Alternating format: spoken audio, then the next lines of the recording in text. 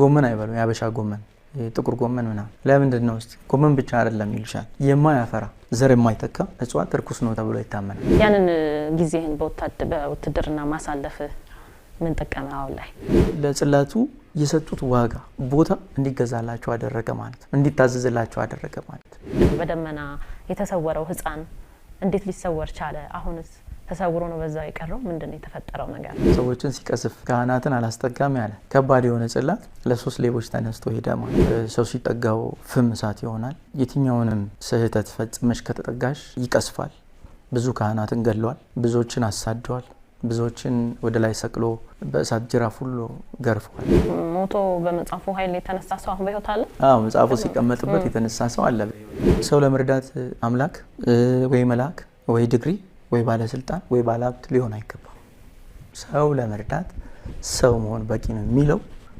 ኮንሰፕቱ ማለት ነው ሐሳቤው ከዚህ ነው የመጣው ከክርስቶስ ኢየሱስ ነው የመጣው እሱ የሚያየው እሷ ማታየው በሰው ቅርጽ እንደዚህ የተመሰለ ደመና መንፈሱ እርኩስ ነው ወይ ለማለት ፍየል ቶሎ ይምጣ ተብሎ ፍየል አመጡ ፍየሉን ተሸከሙት ፍየሉን እየቆነጠጡ ያስጨዋሉ እያስጨው ጫካ ውስጥ ገቡ ማለት ነው ወደ ቅዱሱ ጫካ ወደ ሰማቱ ፍየል ሲጨው የሆነ ሰው መንፈስ ከሰወረው ይስበዋል ማለት ነው ሁሰት ሰላም ጤና ፍቅር በረከት ይስጥልን እንዴት ቆያችሁን ተመልካቾቻችን ሰብሉንጌል ጸጋ ነኝ በዛሬው ቆይታችን እንግዳችን ወንድዬ አበበ ነው ወንድዬ አበበ እንግዲህ እስከዛሬ ከሰራቸው ስራዎች መካከል ከመጣበት ቦታ በተለይ ከኮንታ ጋር ከተያያዙ ነገሮች ጋር እጅግ መንፈሳዊና ሀገራዊ የጥንታዊ ታሪክ ያላቸውን ጉዳዮች በተለያየ መንገድ ሰርቷል ተከታታይ ዶክመንታሪዎችን ቦታው ድረስ በመሄድ አባቶችን እየጠየቀ የማይታመኑ ይኖራሉ ብለን ማንጠብቃቸውን ሚስጥሮች ገልጧል በመሆኑም በዛሬው ቆይታችን በደመና ስለተሰወረው ህፃን ከታቦተ ጽዮን ጋር አብሮ እንደመጣ ስለሚነገርለት ታቦተ ቅዱስ ሚካኤል እንደዚሁም ስለ መልካ አዳም በርካታ ሀሳቦችን እናነሳለን እስከ መርሃ ግብራችን ፍጻሜ ድረስ አብራችሁን ቆዩ ወንድዬ እንኳን ደህና መጣ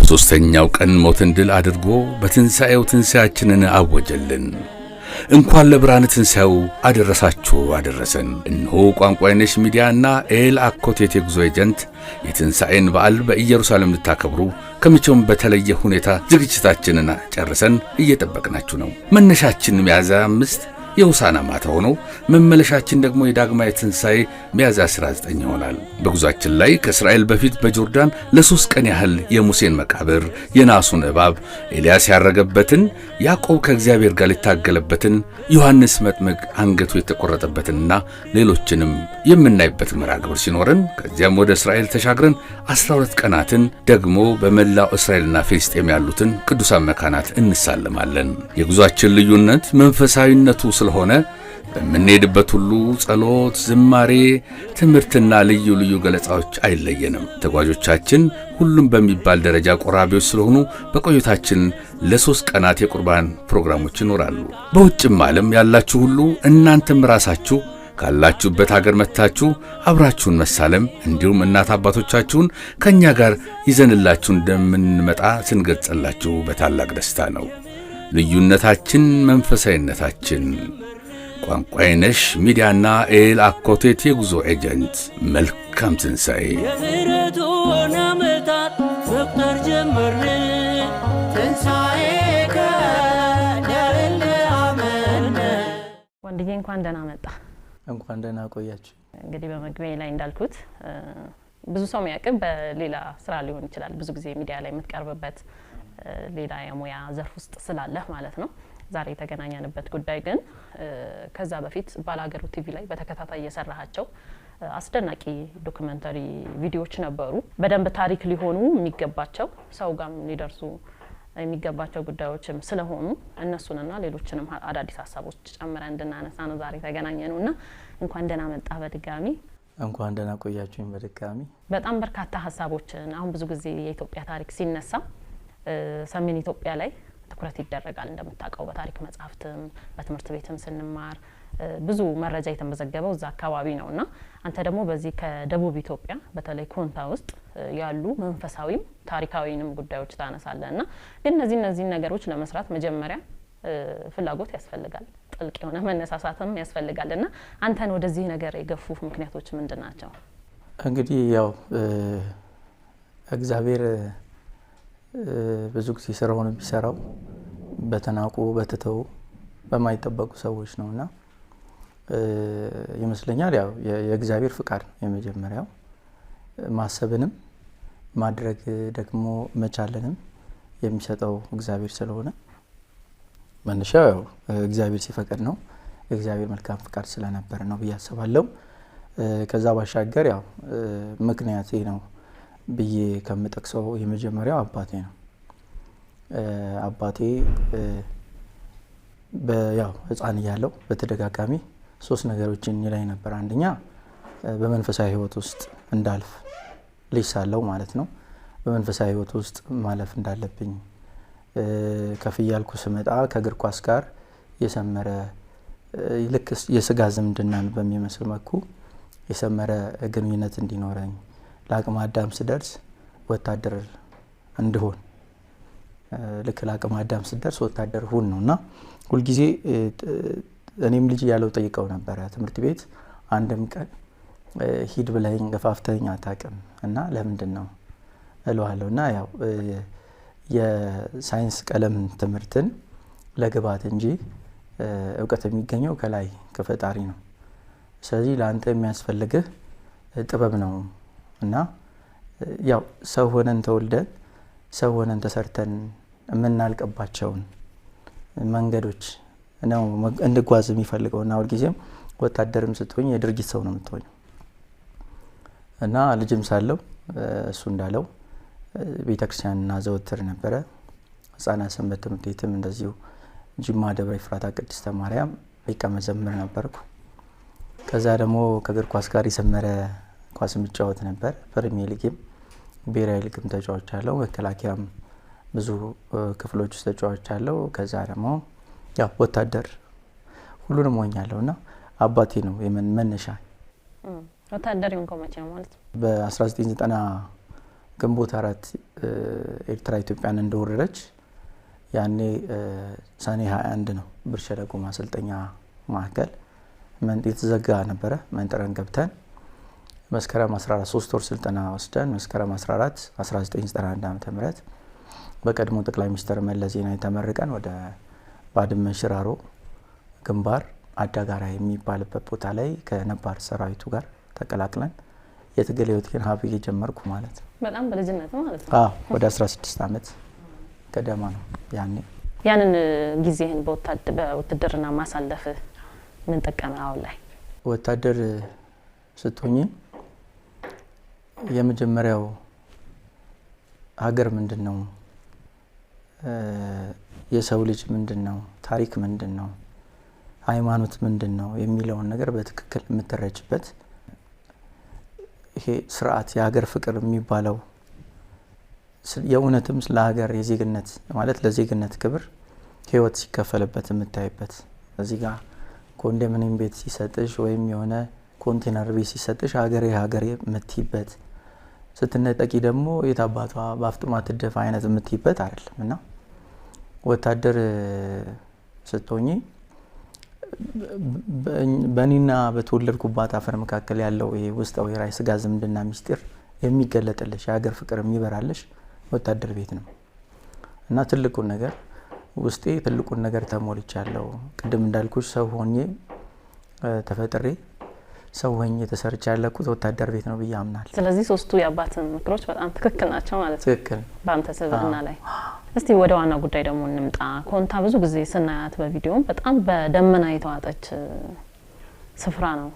በሚቀርብ ለየት ያለ ደመና አሁን እዚህ አካባቢ ደመና ይመጣል ከዛ ደግሞ ይሄዳል። እዛ ግን የደመናውን ብዛት አስደናቂ ነውና በአካባቢው ካለው የአየር ሁኔታ አንፃር ጋር ይያዛል ወይስ ሌላ ሚስጥር አለው ደመናው? ኮንታን ያው ባጭሩ ለመግለጽ ከጨበራ ቀበሌ ማለት እስከ ጩርጩራ ድረስ በወፍ በረር 90 ኪሎ ሜትር ርዝመት ርቀት አለውና እዛ አሁን ጨበራ ጩርጩራ የሚባለው ብሔራዊ ፓርክ ያው በእርግጣም በደንብ ታውቋል።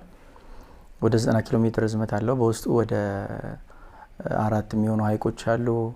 ከ24 ያላነሱ ፍልውሃዎች፣ የማዕድን ውሃዎች፣ አለማችን ላይ ግዙፎቹ የሚባሉ አፍሪካ ዞኖች የሚኖሩበት ነውና 78%ቱም የመድኃኒትነት ባህሪ ያላቸው ሀገር በቀል እጽዋቶች የሚገኙበት ነውና ያንን የሚያህል ርስት ለዱር እንስሳት ሰጥቶ ለዱር እንስሳት መኖሪያነት ሰጥቶ በተወሰነች ጓሮ ተለክቶ ተመስገን ብሎ መኖር መቻል ይሄ እግዚአብሔራዊ ቸርነት ነው። በዚህ ሰዓት ሰዎች ከሰው ባነሰ ምክንያት መሀል ሀገር ሳይቀር በሚገደሉበት ወቅት ሰዎች ከዚህ ጋር ባነሰ እንደ ባሪያ ተቆጥረው ከሀገር በሚሰደዱበት በዚህ ወቅት ለዱር እንስሳትና ለእጽዋት በዛ ልክ መራራት ያው እግዚአብሔራዊ ቸርነት ያልተነጠቀበት ማህበረሰብ ነውና እዛ ማህበረሰብ ውስጥ እንዳልሽው በጣም አስገራሚ ትዕይንቶች አሉ። እንዳልሽው ደመና መጥቶ ተተክሎ ረጅም ሰዓት የሚቆምበት ሰዓት አለ። የሆነ ስርዓት ከተከናወነ በኋላ ደግሞ ውልብ የሚልበት ሰዓት አለ። አንድም ተፈጥሮ ነው፣ ብርቅዬ የሆኑ ቀደም እንዳልኩሽ የምድር የከርሰ ምድር መቃብት ያለበት ስፍራ ነው። ከዛ ባሻገር ግን መንፈሳዊ ሚስጢሩ ነው ብዬ ነው ማምነው። ታቦተ ያው ማለት ታላቁ ነቢይ ሙሴ በእጁ እንዲቀርጻቸው ከታዘዙ ሁለቱ ጽላቶች አንዱ በመላእክት አለቃ በቅዱስ ሚካኤል ስም ነውና አንደኛው በጽዮን ስም ነው። ጽዮን ያው እመቤታችንን የተወከለችበት ነውና ከጽዮን ጋር አብሮ ትዝ ይልሽ እንደሆን የእስራኤል ሕዝብ ከፈርዖን እጅ ነጻ በወጡበት ጊዜ የተለያዩ ሲና ተራሲ ማለት ሲና በረሃ ውስጥ በደመና ሁሉ ይጋረዱ ነበርና ትልቅ ሚስጥር ያለበት ጽላት እኛ ጋር አለ። ከዚህ ከመንፈሳዊ በጋድ ማለት ከሚታዩት ስውር የሆነ እንቅስቃሴ ስላለ ነው ብዬ ነው ማምነው። እንደዚህ አይነት ነገሮች አሁን ቅድም ያነሳሻቸው ሀሳቦች የምታያቸው እንግዲህ አሁን ያነሳልኝ ስለ ታቦተ ቅዱስ ሚካኤል ነው። ጥንታዊ ነው። ከታቦተ ጽዮን ጋር አብሮ እንደመጣ ነው በዛም አካባቢ ያሉ አባቶች የሚናገሩት። እንዴት እሱ እንደሆነ ሊታወቅ ቻለ? ለረጅም ዘመናት አይታወቅም ነበር። ጽላቱ እንዳልኩሽ አሁንም እኛ ማየት አንችል። ስልጣነ ክህነት ያላቸውም የተመረጡ ሰዎች ካልሆኑ ትንሽ ይከብዳል። ጽላቱ እሱ መሆኑ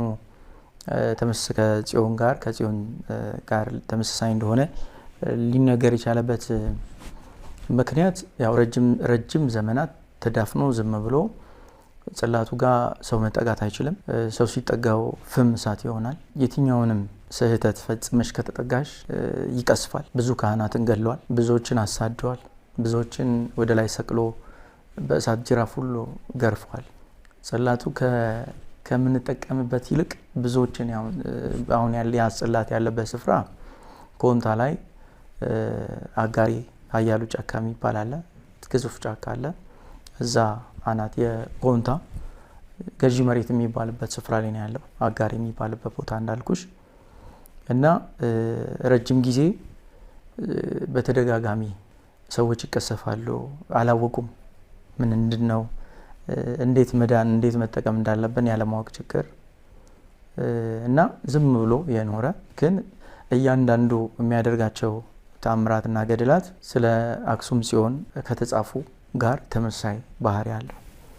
ሁለተኛም እሱን ያው እንግዲህ አይቶት በህይወት ያሉት አንድ አባት ናቸው። ያኔ ኢንተርቪው ያርገናቸዋል። ያው አንቺም ማየትሻቸዋልና እሳቸው ብቻ ናቸው ማየት የቻሉት። ቀድመው ግን ጽላቱ በጣም የሚገርመኝ ማለት ነው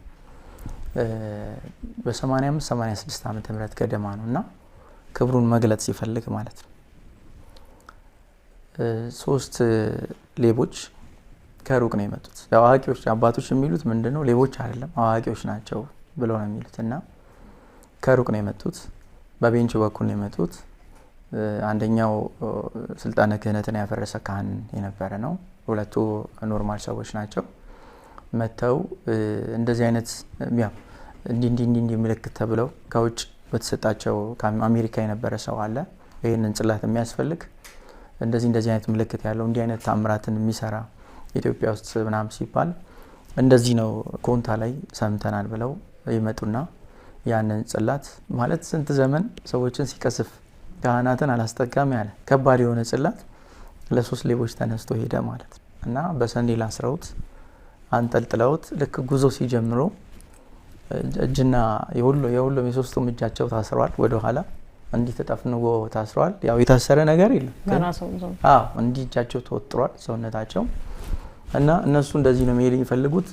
እየተገፉ ግን የሚሄዱት ወደ ቤንች ሆነ ማለት ነው። እና ያኔ ተሰርቆ በሄደበት ጊዜ አጋጣሚ ጅማ ላይ ደርሶ የጅማ አባ ሳሙኤል የሚባሉ ጳጳስ አሉ። የጅማ አጠቃላይ እንትን አባት የነበሩ ናቸው እና በህይወት የሉም። እሳቸው ባዶ እግራቸውን የሚሄዱ ጳጳስ ናቸው። የእስራኤል ሄደው ቅዳሴ ጸሎት ከጨረሱ ከቅዳሴ በኋላ ቆርበው እዛች ቁጭ እንዳሉ ነው ህይወታቸው ያለፈችው እና በጣም ጻድቅ የሚባሉ አባት ናቸው። ሁሉም ጅማ ላይ ያለ ጅማ አካባቢ ያሉ ህዝበ ክርስቲያኑ እጅግ በጣም የተለየ ፍቅር ያላቸው አባት ናቸው እና እሳቸው ናቸው ለመጀመሪያ ጊዜ ጽላቱ መኪና ላይ ተጭኖ መኪናው አልሄድም የሚልና ይቆማል። ከዛ እነዚህ ሰው ማለት ወደ ኋላ ሲሄድ መኪናው ይሄዳል። ይሄ አይናፋር የሚባል ባስታቂያለሽ ሀገር አቋራጭ እንደ አንበሳ ያው አውቶቡስ ከላይ የሚሽከረከሩ ነገር ያለበት ማለት ነውና እሱ ላይ ነው የተጫነው። ሶስቱ ሌቦች ወደ አዲስ አበባ ይዘው መጥተው አስር ለሆነ ሰው ያስረክባሉ። ብቻ ወደ ውጭ ለማሸሽ ነው፣ ወደ አሜሪካ ለማሸሽ ነው እና ተከፍሏቸው ከፍተኛ ብር ይከፍላቸዋል ተብለው እና ልክ ጽላቱ ኬላ አላልፍም ይላል። ልክ እዛ ጋር መኪና ሲመጣ ቀጥ ይላል። ወደ ኋላ ሲሄድ መኪናው ይሄዳል። እየተንደረደረ መጥቶ ሲል እዛ ጋር ፍሬን እንደያዘ ቀጥ ይላል እና እዚህ ነገር ውስጥ የሆነ ነገር አለ። አንድ እናትም ነበሩ እዚህ ውስጥ ጽላት አለ፣ ታቦት አለ፣ የእግዚአብሔር ታቦት አለ ብለው ይጮሃሉ። ይፈለግ ምናምን ተባለ። ረዳት ወጥቶ ሻንጣዎች ሁሉ እንዲወርዱ ተደረገ። ሰኔሉም ወረደ። በሰኔል ተጠቅልሎ ታስሮ ነው እና ወረደ። አይታይ ሁሉም ተገፋፍቷል እኮ ግን ማየት አልተቻለም። መኪናው እንደገና ወደ ኋላ ብሎ ባዶ ሲሄድ መኪናው ይሄዳል። ስለዚህ ትልቁ ነገር ያለው እዚህ እቃ ውስጥ ነው ተብሎ አባቶች ይጠሩ። እንደዚህ ሲባል አባቶች ይጠራሉ። ከዛ አንድ አባት በጣም ሰኔሉ ላይ የሚብለጨለጭ ብርሃን ይታየኛል ብለው ይጮዋሉ። ማየት አልቻሉ ግን እሳቸው ይጮዋሉ። ወዲያው ለአባ ሳሙኤል ወደ መልእክት ይደርሳል። እነሱ ይመጣሉ። ከዛ እሳቸው ከርቀት ያዩትና በእግራቸው በእንብርክክ ተደፍተው ውይ ብለው ሄደው እሳቸው ናቸው በልባቸው ልብሳቸውን ካባቸውን አውልቀው በዛ አድርገው ጽላቱን ይዘው ወደ ገብርኤል ቤተክርስቲያን ገባ ጅማ። እዛ ተቀመጠ። ብዙ አባቶች ተጠርተው በአሁኑ ሰዓት ካሉ ጽላቶች በዓለማችን ካሉ ጽላቶች ፍጹም የተለየ ነው በይዘቱ በቅርጹም በሁሉም ነገርና ብዙ አባቶች ለማየት ሞከሩ፣ አልቻሉም። ይብለጨለጫል ግን አይታያቸው እና ከዛ ያው ታቦተ ሕጉ መሰረቁ ምናምን ከኮንታ ምናምን ተሰማ። እንደዚህ ምናምን ተብሎ በቤንች ዞሮ ቤንች ላይ ሌቦች እንደዚህ አድርገው ምናምን የሚባል ነገር ተሰማ። ወዲያው እኛ አባት አሁን ያልኩሽ አንድ አባት በህይወት አሉ። እሳቸው ናቸው እንግዲህ አስተዳደር መኪና መድበው ተሯሩጠው ሄደው ያንን ጽላት ከገብርኤል ወደዚህ እንዲመለስ እንደውም ወደዚህ እንዲመጣና በካቴድራል ስላሴ ሆኖ አክሱም ያለው አባት መተው እንዲያዩት ወይም ደግሞ ወደዛ የሚሄድበትን መንገድና ያው አባቶች የመለየት ስራ እንዲሰሩ ለማድረግ ተሞክሮ ነበር። ህዝብ ወጣ። ያው ቅርሳችን ነው ሀብታችን ነው መሄድ የለበትም ተባለ። መጀመሪያም ያችን ኬላዋን አላልፍም ብሏል።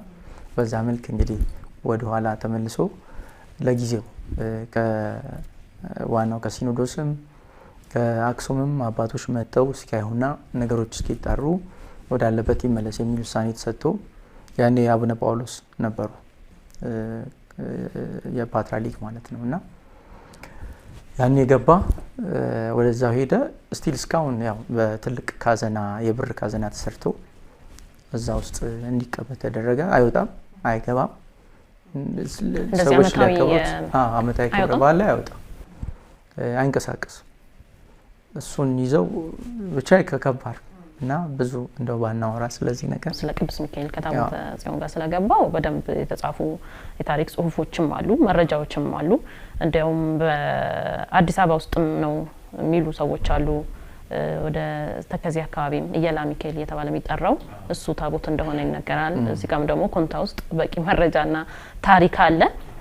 ያም ሆነ ይህ ዋናው ኢትዮጵያ ውስጥ ይገኛል የሚለው ታሪክና እዚህ ላይ ማጥናትም በነገራችን ላይ እንዴት ወደዛ ሊመጣ ቻለ? የሚለውን ነገር ያው በተወሰነ መልኩ ወደ ኮንታ የገባበትንም ምክንያቱም ቀድሞም ጋሽ ክንፉ የሚባሉ የቤተክርስቲያኑ አስተዳዳሪ የነበሩ አንድ አባት አሉ። የእናቴ የአክስቴ ባል ናቸው። ያው የእንጀራ አባቴ ናቸው እና ከጽላተ ሕጉ ከምንጠቀመው ይልቅ የሚጠፉ ሰዎች የሚቀሰፉ ሰዎች አደጋው በዛ እና ይህ ነገር ምንድን ነው ብለው በጣም ይጨነቁ ነበር እና በፍርሃት ነው ወደዛ ሰው ለመግባት ይቸገራል ምናምንና መቼና እንዴት ወደ እዛ አካባቢ መጣ ብላይ ስትይ አቡነ ተክለ ሃይማኖት በ11ኛው ክፍለ ዘመን መጨረሻ አካባቢ 12ኛ መግቢያ አካባቢ አብሮት የመጣ መጽሐፍ አለ። ያንን መጽሐፍ የጻፉት አባ ተካ ይባላሉ። ፎቶአቸው የሳቸው ፎቶ ውሃ ላይ ራሳቸውን እያዩ መግቢያው ላይ የሳሉት ስዕላቸውና ከስር ደግሞ ሙሉ ስማቸው አለው እና አባ ተካ ይባላሉ። የበቁ አባት ናቸው።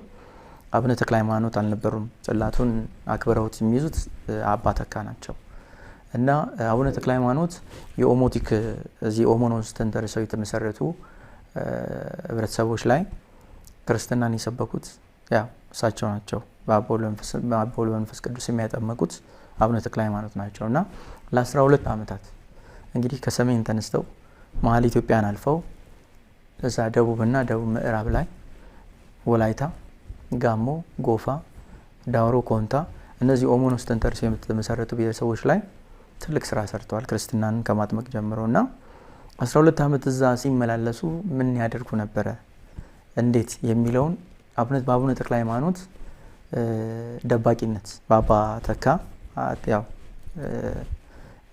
አብሯቸው እንግዲህ የነበሩት እሳቸው ናቸውና እንዴት በአቡነ ተክለ ሃይማኖት ወደዛ አምጥተው ሊደብቁ ቻሉ የሚለውን ከየት አመጣ እንዴት እንኳን ብቲ ከዛሬ 120-30 ዓመታት በፊት እንግሊዞች ኮንታ መጥተዋል። እንግዲህ ኮንታ ያው ብዙም አይታወቅ አሁን ነው ሙዚቃው ነው የተወሰነ አስተዋጽኦ ያደረገውና ከመቶ ዓመት በፊት ደግሞ ጭራሽ አይታወቅም። መንገድም የለም ድልድይም የለም። ኦሞን ወንዝ በስማ ነው። ኦሞን ወንዝና ጎጀብን ወንዝ ወደ ጅማ ለሚሻገሩ ጎጀብን ወንዝ ለሚሻገሩት በስልቻ ነው የሚሻገሩት ማለት ሰዎች።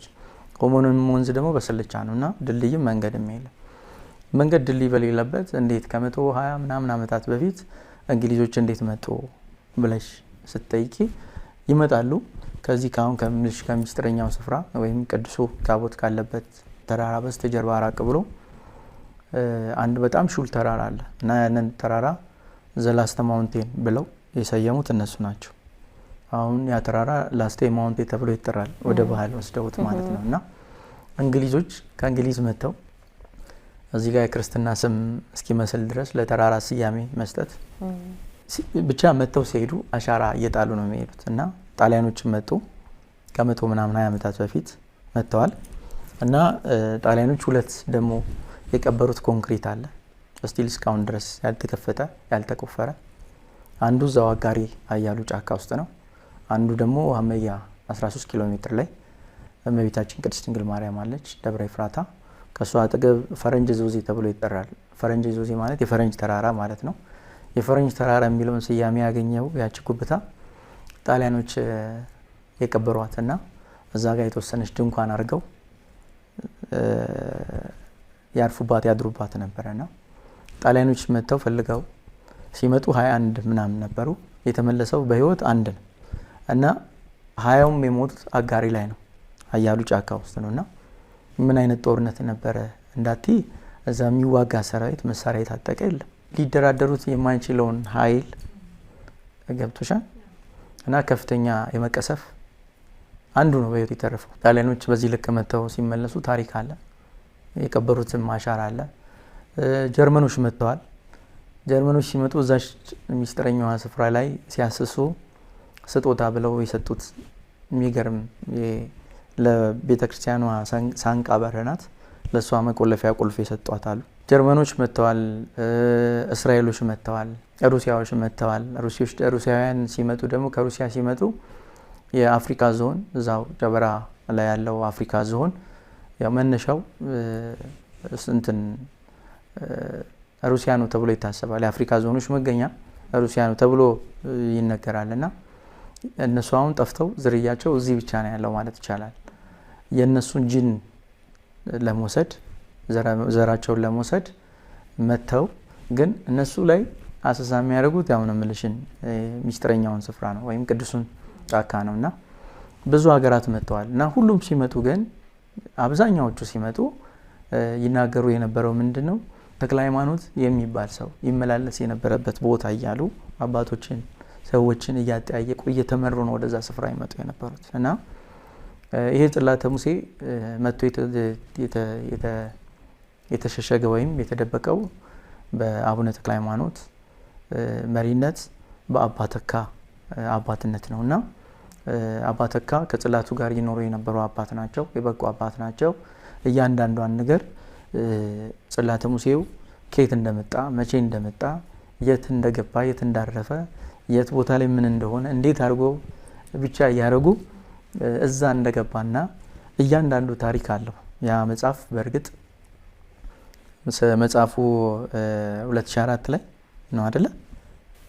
ዶክመንታሪው ላይ 2004 ምናምን የዓለም የቱሪዝም ቀን ሲከበር ኮንታ ላይ ኮንታ ዳውሮና ወላይታ የደቡብ ክልል የደቡብ 56ቱ ብሔረሰብ አዘጋጅ ነበሩና አጠቃላይ የደቡብ ከፍተኛ አመራሮች የቢሮ ሰራተኞች የመንግስት ሰዎች የዚህ የቱሪዝም ቀን ለማክበር ሶስቱ ጋር ቅኝት ወይም ጉብኝት አድርገዋል።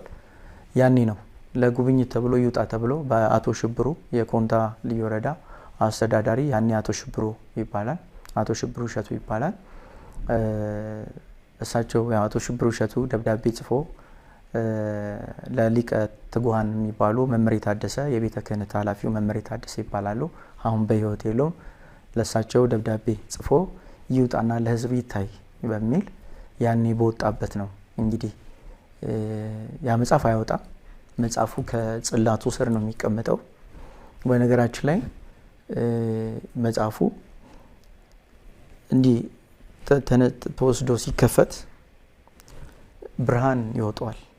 እንዲህ ከፍተኛ ብርሃን ይወጣዋል እና አሁን አጋሪ የምትባለው አሁን የሚባልበት ቀበሌ ላይ ክሊኒክ ምናምን የጤና ኬላ ምናምን አልነበረም እና ብዙ ጊዜ እናቶች ምጥ ይገላከላሉ ማለት ልጅ ይወልዳሉ በስነ ስርዓት እና ምጥ የያዛት እናት ልትወልድ ስትል ያ መጽሐፍ ከቤተ ክርስቲያን እንዲወጣ ተደርጎ ይመጣል፣ ይገባል፣ ይቀመጣል፣ በሩ ይዘጋል እና አይናገሩም። ሚስጥሩ ግን የማገላገል ስራን የሚሰራው መጽሐፉ ነው። እና አብዛኛው እናቶች ሄደሽማውን ቼክ ብታረጊ ብትጠይቂ ያ መጽሐፍ የዛን መጽሐፍ አስገራሚነት የሞተም ሰው ሞቷል የተባለም ሰው መጽሐፉ ሲቀመጥበት ተነስቷል፣ በህይወት አለ። አሁን እሱ ሞቶ በመጽሐፉ ኃይል የተነሳ ሰው አሁን በህይወት አለ። መጽሐፉ ሲቀመጥበት የተነሳ ሰው አለ በህይወት። ያ መጽሐፍ የድርሳነ ሚካኤል ነው። ኖርማል ድርሳነ ሚካኤል አሁን ሁላችንም ለጸሎት የምንገለገለው አይደለም። እሱ ብቻ አይደለም። የጽላቱን አመጣጥ ታሪካዊ ዳራ ያዘ፣ ድርሳኑንም ያዘው፣ ገድሉን ጽላተ ሙሴው የቅዱስ ሚካኤል ጽላተ ሙሴው እየሰራ የመጣውን ተአምራት ገድላት በሙሉ የያዘ በጣም አስገራሚ መጽሐፍ ነው። ቅዱስ መጽሐፍ ነው። መጽሐፉ ጠፍቷል ተሰርቆ። ቅድም ባልከው በዓል ላይ ማለት ነው ይሄ የዛን ቀን ታየ ተመልሶ ገብቷል ተብሎ ሲታሰብ የሱ ትልቅ ማህደር ውስጥ ጨርቅ ነው የተሞላው እና ማህደሩ ብቻ ነው የገባው። ያንን አስመልክቶ ጋሽ ወንድማገኝ የሚባል አንድ ትልቅ የህግ ሙያተኛ አሉ። ፍርድ ቤት ክስ መስርቶ አስቸኳይ ክስ ሁሉ ጀምሮ ነበር። መጽሐፉ በቃ መንግስት ኃላፊነት እንዲወስድና ምክንያቱም በመንግስት ትእዛዝ ነው የወጣው አይወጣም ተብሎ ወጥቶም አያውቅም። ለህዝብም ታይቶ አይታወቅም። ለችግር ብቻ ነው የሚያወጣውና ኃይሉን የሚወስደው ከጽላቱ ነው እና እዛ ላይ ምናልባትም አሁን የኢትዮጵያ ህዝብ በመላው ዓለም የተበተነ ነው። ዓለም ላይ የተበተነ የኢትዮጵያ ህዝብ ምናልባትም የተለያዩ ትላልቅ ሙዚየሞችን የነጮች ሙዚየሞችን በሚጎበኙበት ጊዜ መጽሐፉ ሲገለጥ ከላይ የአባ ተካ ፎቶ አለ፣ የእሳቸው ስዕል አለ፣ ስማቸው ሙሉ አለ አባ ተካና የሚካኤልን የዚህ ነው የጽላተ ሙሴውን አጠቃላይ ታሪክ የያዘ መጽሐፍ ካገኙ እንደው የሚመለስበት እድል ቢፈጠር እና ከዛ አሁን ከዚህ ስለ መጽሐፉ ነገርኩሽ እንጂ እነዚህ አሁን ምልሽ ነጮች በተደጋጋሚ ሲመጡ አቡነ ተክለ ሃይማኖት ሳይሆን ተክለ ሃይማኖት የሚባል ሰው ይመላለስ የነበረበት ቦታ እየተባለ የእሳቸውን ኮቴ ተከትለው ነው የመጡትና አቡነ ተክለ ሃይማኖት ደግሞ ጽላቱን ከነ አባ ተካ ጋር ሆኖ ሌሎችም አሉ አባቶች ይዘው ወደ ኮንታ በሚሸሹበት ጊዜ ወይም ለመደበቅ በሚሄዱበት ጊዜ ትልቅ ማሳሳቻ የተጠቀሙት የምን ነው። የም ብሔረሰብ አለ መሀል ላይ ማለት በኮንታና በየም መካከል ጎጀብ ወንዝ አለ ጊቤን አልፎ ማለት ነውና ምንድነው ያደረጉት? የም ላይ አንድ ትልቅ ተራራ አለ። እዛ ተራራ ውስጥ ይዘው ሲመጡ እዛ ተራራ ላይ ያርፋሉና ድንገት ከሳጥን ውስጥ ያወጡታል ማለት ነው። ጽላተ ሙሴው ይወጣል። ሲወጣ ከፍተኛ ብርሃን ይሆናል ማለት ነው እና አይተውት የማያውቁት ብርሃን ተራራው ሲል የም ላይ ያሉ የየም ብሔረሰብ ተወላጆች ማለት ነው ጃንጀሮ ነው የሚባሉት ያኔ አይደለ? በእርግጥ ይሄ ጃንጀሮ፣ ወላሞ፣ ጋላ እንደዚህ የሚባሉ ጸያፍ ስሞች ናቸው። ኦሮሞ፣ ወላይታ ምናምን ነው አይደለ የሚባለው። ያኔ ምንድነው ተራራው ላይ በጣም አስገራሚ ብርሃን ያያሉ። ህዝቡ ለመቅረብ ይሞክራል። እነሱ ደግሞ ያንን ጽላተ ሙሴውን እንደገና አድርገው ሸፍነው በልብስ ወደ ዋሻ ውስጥ ይገባሉ እና ዋሻ ውስጥ ሆነው ምንድነው ሰዋላንጎ ይባላል። አሁን በየም ብሔረሰብ ሰዋላንጎ ተብሎ በየአመቱ ይከበራል እና ትልቅ ሚስጥር ማለት ሳጥኑ አለዛ። አሁን ትልቅ ማለት መላእክት በአመት አንዴ ይገለጣሉ። ይሄ ምህረትን ምናምንን ይዘው ወደ ህዝብ ይመጣሉ ምናምን ተብሎ ባህላዊ አድርገውት አሁን የሚያከብሩት ባህል አለና እሱ ባህል መነሻው ሰዋላንጎ ነው የሚባለው። እዛ ተራራ ውስጥ ስቲል እስካሁን ድረስ ሳጥኑ አለ። ብርሃን የወጣበት ትልቁ ሳጥን እዛ ውስጥ አለ ተብሎ ይታሰባልና ይሄንንም ቼክ ማድረግ ይቻላል። የም ላይ ግን ምንድነው ያደረጉት እነሱ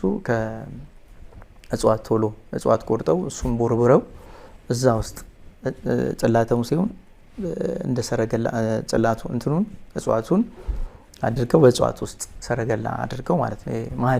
ማህደር እንደ ዳዊት ማለት ነው አድርገው በዛ ነው ሳያሳውቁ ይዘውት ይወጡና እዛ እንዳለ ነው የሚነገረውና አሁንም ሳጥኑ ቢከፈት ትልቅ የመለኮት እንደዚህ አለ ተብሎ ነው የሚታመነው በየሞችና ዝዋይም አርፎ ነበር። ተዚህ ይልሻል በዝዋይ አድርጎ ምናምን እንደዚህ በተለያየ ሀገር ዞሯል። አሁን ቅድም እንዳልሽው ይያላል። ስለዚህ ያረፈበት ቦታና አሁን ወደ ኮንታ ከመምጣቱ በፊትም ሌሎች ቦታዎችም ላይ ቆይቷል። ለዚህ ማለት የሚለው ነገር ሊፈጠር የቻለው ማለት ነው። ቅድም ያልከኝ ጣሊያኖቹ ተክለው የሄዱት ነገር እስካሁን ማንም ሰው ለመቆፈርና ምንነቱን ለማረጋገጥ የሞከረ የለም። ምን እንደሆነ ታውቅም? አንዴ ሰለሞን ደሳለኝ ይባላል። በጣም ወደው አብሮ አደገኝ ነው። ብዙ መንገዶችን ይመራኝ የነበረ እዛ ጋር ያሉ ሚስጥራትን አብሮኛ ያስሰ የነበረ ኮንታሌ በጣም ነገር አዋቂ ነው ወይም ታሪክ አዋቂ የሚባል ነው። የቤተክርስቲያኑም አንዱ አስተባባሪ ነው። እሱ ያኔ የባህል ቱሪዝም የሚባል ነገር አልነበረም። የማስታወቂያ ጽህፈት ቤት ነበር የሚባለው እና የማስታወቂያ ጽህፈት ቤት ኃላፊ ያለ ከሱ ጋር ነው በእርግጥ ነገሮችን ያው የተለያዩ ጥናቶችንም ብዙ ነገሮችንም ስንጎለኩል የነበረው ከሱ ጋር ሆነን እንቆፍርና እኔ ወታደር ነኝ ምንድነው አልኩት። እኔ ስለው አይ ፈንጅም ሊሆን ይችላል ብቻ እሱ ከተከፈተ የሚፈነዳ ምናምን የሚባል ነገር አለ አለኝና ግድ የለም እኔ ወታደር ነኝ ፈንጅም ከሆነ አመክነዋለሁ ግድ የለም እመነኝ እና እንቆፍር እንቅረጽ እንየው የሚል ነበረ። በጣም በቃ እንዳይነካ ተደርጎ ትልቅ ንግርት ስላለ የሆነ ነገር ሊሆን ይችላል በቃ አካባቢው ምናምን ይናወጣል ምናምን ስላለ በዛ ምክንያት ተው በሚል ነው የተውኩት። ያው የነሱን ህግ መተላለፍ አልችልም። ገርም ነው። ከዛ ደግሞ እዛው አካባቢ ላይ ያንን ነገር የሚጠብቁ ወይም የሚያስቀጥሉ የቱ ቤተሰብ የሚባሉና የተቀደሰ ደግሞ አንድ ስፍራ እንዳለም ይነገራልና እስቲ ንገረን። ይሄ ቱ ቤተሰብ የሚባሉት አምሳዎቹ እነሱ ምንድናቸው? እንዴትስ ነው ቦታውን የጠበቁት? ይሄና የቱ ቤተሰብ ይለያያሉ። ይሄ አጋሪ ላይ ነው አሁን ያለው ወይም ትልቁ የመንፈሳዊ ሚስጥራትን የያዘው ስፍራ አጋሪ ላይ ነው። በነገራችን ላይ ወደ ቶ ቤተሰብ ከመምጣታችን በፊት ቅድመ አያቶቻችን አንቻኖ ገነት፣ ይህን ሰፈር ደልባ ገነት፣ ያንን ሴሪ ገነት፣ ኮንታ ገነት እያሉ የተወሰኑ ቀበሌዎች ላይ ገነት ገነት ገነት የሚል ስያሜ ሰጥተዋል። እና ያው ቅድም እንዳልሽው አንቺ በመግቢያ ስታነሺ የሀገራችን የሰሜኑ ህዝቦች ብዙ ጊዜ ጠንካሮች ናቸው። ታሪካዊ ዳራችንን፣ ሃይማኖታዊ ህግና ስርዓታችንን፣ እያንዳንዷን ትውፊቶቻችንን፣ ኢትዮጵያዊ ማንነታችንን በስነ ጽሁፍ አርቅቀው በብራና መጽሐፍ በተለያዩ ቅርሶች ላይ ሐውልቶች ላይ ጽፈዋል። ታሪክ ለትውልድ ሲያስተላልፉ ቆይቷል። እኛ ጋር ደግሞ ያው ኮንትኛ ተናጋሪ ስለሆነ ማህበረሰቡ ቋንቋ እንጂ ፊደል ስለሌለ ሁለንተናዊ ታሪካዊ ማንነታችንን በስነ ጽሁፍ አርቅቆ ጽፎ ለትውልድ የማስተላለፍ ስራ አልተሰራም። ገብቻን ከዛ አንጻር ነገሮችን ግን በብልሃትና በጥበብ በየቦታው በሆነ ትውፊታዊ መንገድ ቁጭ አድርገውልናል እና አባቶቻችን ገነት ገነት ብለው የሰየሙት ወንጌል በማይሰበክበት በዚያ ዘመን ማለት ነው፣ ጥንት ማለት ነው። በገነት ስም የተወሰኑ አካባቢዎችን የሰየሙት ለምንድን ነው ብለሽ ስትጠይቂ ስፍራው ምንድን ነው? ያው ገነትን ገነት ያሰኘው እንዲሁ በህሊናችን ከምንስለው ከአረንጓዴያዊ የውብ ገጽቷ ባሻገር የመጀመሪያው ቅድስናዋ ነው አይደለ? የአዳምና የሔዋን መኖሪያ ወይም ግዛታቸው በቅድስና የታጠሩበት ግዛታቸው ናት ገነት አይደለ? እና ይህ ስፍራ ቅዱስ ነው እና መውጫ መግቢያችሁ በቅድስና ይሁን ብለው እየነገሩን እንዳለ መገመት አያዳግትም ማለት ነው። ያለ ምክንያት አይሰይሙም። አዎ ደግሞ ተደጋገመ። ብዙ ሰፈሮች፣ ብዙ አካባቢዎች ገነት፣ ደልባ ገነት፣ ሴሪ ገነት፣ አንቻኖ ገነት፣ ጨበራ ገነት፣ ምናምን ገነት፣ ኮንታ ገነት የምትባል ቀበሌ ያለች እና ገነት ገነት ገነት የተባሉ ስፍራዎች እነዚህ ይሄ ኃያሉን የከበቡ ናቸው ማለት ይቻላል። ከዛ አንጻር አባቶቻችን ያለ እውቀት ያለ ያው ከኛ የተሻለ የሊና መንቃት የአይን መገለጥ ያላቸው ናቸው። ምክንያቱም ከመለኮት ጋር የሰመረ ወይም ከተፈጥሮ ጋር የሰመረ ትስስር ያላቸው ናቸው። እንደኛ ያፈነገጠ ማንነት ያላቸው አይደሉም እና አሁን ላይ እንዳለ ነው እንደኔ አይነት ሰዎች ማለት ነውና ያ ይመስለኛል ስፍራው በብዙ መንገድ ተነግሯል። ቅዱስ ቅዱስ ቅዱስ ወይም መንፈሳዊ ትልቅ ሚስጥር እንዳለ ነግረውናል ማለት ነው። እኛ አላየነውም፣ አላሰስነውም እስከ ቅርብ ጊዜ ድረስ ታቦቱ ክብሩን እስኪገልጥ ድረስ። በነገራችን ላይ ቅዱሳን አባቶች ስልጣነ ክህነት ያላቸው ካህናት ሞክረው የማይነሳላቸው ግዙፍ ሆኖ አይደለም ጽላቱ በጣም እና የማይነሳላቸውን ኃይል እንዴት ሌቦች አነሱት ብለሽ አልጠየቅሽም? ሌቦቹ እኔ በገባኝ እውነት ማለት ነው ሌቦቹ እኛ እዛው ኮንታ ውስጥ ያለን ወይም አቅራቢያው ላይ ያለን ሰዎች ሌቦቹ በሰጡት ልክ ዋጋውን አናቅም ነበር። እነሱ ያውቁታል፣ እናንተ አላወቅም። እኛ አላወቅም። አየሽ እና ይሄ ለጽላቱ የሰጡት ዋጋ ቦታ እንዲገዛላቸው አደረገ ማለት ነው፣ እንዲታዘዝላቸው አደረገ ማለት ነው። ግን አስገድዷቸው እሱ እንደሚፈልግበት ወሰዳቸውና ማጋለጥ ቻለ። ማየት ያለባቸው አባት የጅማ አባት እንዲያዩ ተደረገ። እሳቸው ደነገጡ። እስከዛሬ እንደዚህ አይነት አባት ናቸው ማየት አያውቁም። እንደዚህ አይነት ብዙ ጽላቶች ያውቃሉ። እንደዚህ አይነት ነገር አይቻላቅም። ይህም በታሪክም ሆነ በጽሁፍም ሆነ በድርሳንም በተለያዩ ነገሮች ማቀው አክሱም ላይ ያለው በጽዮን ስም የተዘጋጀውን ነው ጽላተ ሙሴ ነውና ከዛ ጋር ተመሳሳይነት አለው የሚል ነውና ረቂቅ ብሎ ጽሁፉ አይነበብ ማለት ረቂቅ ነው ጽሁፉና የእግዚአብሔር አስበሻል።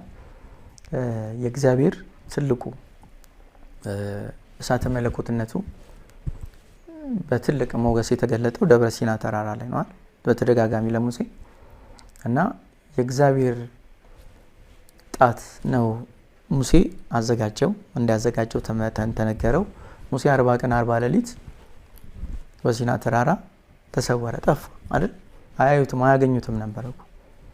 ሲና ተራራ በጣም ግዙፍ ሆኖ አይደለም፣ ሰዎች የማይደርሱበት ሆኖ አይደል? እና ሙሴ አልነበረም ማለት ይቻላል። ያው የተጻፈ ነገር በእርግጥ አላየውም፣ ግን ተሰውሮ ነበር። እና የእግዚአብሔር የጣት ፓወሩ ማለት ነው በፓወር በእሳተ መለኮትነት ተገልጦ በፓወር ሲጽፍ ያልቀለጠው የእግዚአብሔርን ፓወር መቋቋም የቻለ ምን አይነት ግብአት ቢሆን ነው? በእርግጥ መጽሐፍ ቅዱስ ከጽላቱ ከድንጋይ እንዳዘጋጀ ይናገራል አይደለ? ያንን ከእሳት ዓለም ከሌሎች ዓለማት ቅዱስ ሚካኤል ልክ አስቀድሞ እኮ በደብረ ሲና ተራራ ሙሴን ወደ ተራራ ውጣ ብሎት የቆምክበት ስፍራ የተቀደሰ ነውና ጫማን ከእግር አውልቅ ባለው ጊዜና ተደጋጋሚ ከእሱ ጋር ግንኙነት አድርጎ ሁለቱን ጽላቶች ራሱ አይደል ይሰጠው ከመሬት አንስቶ አይደለ? እና ያ ግብአት በራሱ እጅግ በጣም አስደናቂ ነው። የእግዚአብሔር ተች ሲያደርገው እግዚአብሔር ፓወር አይደለም እግዚአብሔር ተች አድርጎት አይቶ እኮ ጸንቶ የሚቆም የለም። ሚካኤል ማነው ቅዱስ ገብርኤል የእሱም ታላቅነት ለመግለጽ የተጠቀመበትን ወርድ መጽሐፍ ቅዱስ ላይ ካየሽ እኔ በእግዚአብሔር ፊት የምቆመው መልአኩ ቅዱስ ገብርኤል ነኝ ይላል። እና በእግዚአብሔር ፊት መቆም ምን ያህል ከባድና ከባድ ግዙፍ እንደሆነ ነው ተረጀው ማለት በቃ ከዛ በላይ ትልቅ ልዕልና የለም። ሰው እግዚአብሔርን አይቶ ጸንቶ መቆም አይችልም። ሙሴም ጀርባውን አይቶ ነው የሚለው አይደል የወደቀው። የእግዚአብሔር ኃይል ያረፈበት ያንን ትልቅ ሀብት ይዘን አልተጠቀምንበት። አሁን ሙሴ የእስራኤል ሕዝብ ጣዖት ሲያመልኩ አይቶ የወረወራቸውና የተሰበራቸው ጽላቶች አሉ። ከዚያ በኋላ ደግሞ ድጋሚ ተሰራው። እሺ አሁን ስለ ቶ ቤተሰብ እስቲ ንገረን። ማለት ምንድነው የሚያገናኘው? ከዚህ ታሪክ ጋር ይገናኛል? የቶ ቤተሰብና አምሳዎቹ ሌላ ናቸው? አምሳዎቹ ቶ ቤተሰብ አምሳዎቹ ናቸው። ከዚህ ከጽላቱ ጋር አይገናኝም። ምንድነው የቶ ቤተሰብ የሚባሉ ኮንታ ላይ አሉ። ቶ ፊደሉ ነው የቶ ቤተሰብ ወይስ ሌላ ትርጉም አለው? አቹም ቶ ይባላሉ። አቹም ቶ ሰባተኛ እነሱ ቶ የሚለውን ስያሜ ያገኙት ከቅጥያ ስም ያገኙት የቶ ቤተሰብ ስልጣን ለተመረጠ ከቤታቸው ስለተመረጠ ስልጣን ይሰጣል። ትልቅ ሚስጥር አለ። ያንን ሚስጥር እንዲጠብቅ ለትውልድ እንዲተላለፍ አደራ የሚሰጠው ከቤተሰብ መሀል የሚመረጥ ሰው አለ። ያ የሚመረጠው ሰው የሚሰጠው ከበትረ ዝሆን ጥርስ አለ። የበትሩ የዝሆን ጥርስ ነው እና እዚች ጫፉ ላይ ሰባቱን ሰማያት ጽፏል። ማለት በክብ ቀርጿል። ስለ ሰባቱ ሰማያት አለች እና የቶ ቤተሰብ ከምድር ሰባተኛው ሰማይ ከመለኮት ጋር የሰመረ ትስስር አለን የሚል መልእክት አለው እና በእጃቸው የሚያጠልቁት የወርቅ የብርና የናስ ቀለበቶች አሉ ኃላፊነት ሲሰጠውና ምንድነው የቶ ቤተሰብ የሚለው እንደ መነሻ ዶክመንታሪ ሰርተናል። ያው ባላገሩ ዩቲዩብ ላይ ገብተው የቶ ቤተሰብ ብለው አድማጮቻችን ወይም ተመልካቾቻችን ማየት ይችላሉ። ዶክመንታሪው እዛ ላይ አለ። የቶ ቤተሰብ ምንድነው? እኛ አሁን ያሉት አባት አበበ ጭዳዳው አበበ ጮራማ ይባላሉ እና የእሳቸው ቤተሰብ እሳቸው 50ኛ ትውልድ ላይ ናቸው ያሉት። 50 ትውልድ እሳቸው አሉ። እሳቸው አሉ 50 ትውልድ የተቀባበሉት በአንድ ቤት ውስጥ ሲወርድ ሲዋረድ የመጣ በአንድ ቤተሰብ ውስጥ ሲጠበቅ የመጣ እውቀት ወይም ሚስጥር አለ። ያ እውቀት ምንድነው? እርክስናን በመጻፍ ራስን በመግዛት ጥበብ ከመለኮት በስጦታ ከተፈጥሮ ደግሞ በውርስ ያገኙት እውቀት ነው። ለምሳሌ የእግዚአብሔር ተአምር አድራጊነቱ በሙሴ በትር ላይ አይደለ? የሙሴ በትር ሲነካው ይከፈላል፣ ሲነካው ይፈልቃል፣ ሲነካው ምናምን ይሆናል አይደል? ያ የእግዚአብሔር ተአምር አድራጊነቱ በሙሴ በትር እንደተገለጠ ወይም የእግዚአብሔር ጉልበተኝነት በሳምሶን ጸጉሩ እንደተገለጠ ወይም የእግዚአብሔር እሳተ መለኮትነት በቃል ኪዳኑ ታቦት እንደተገለጸው የእግዚአብሔር አዋቂነት የተገለጠበት ቤተሰብ ማለት ነው። ገብቶሻል?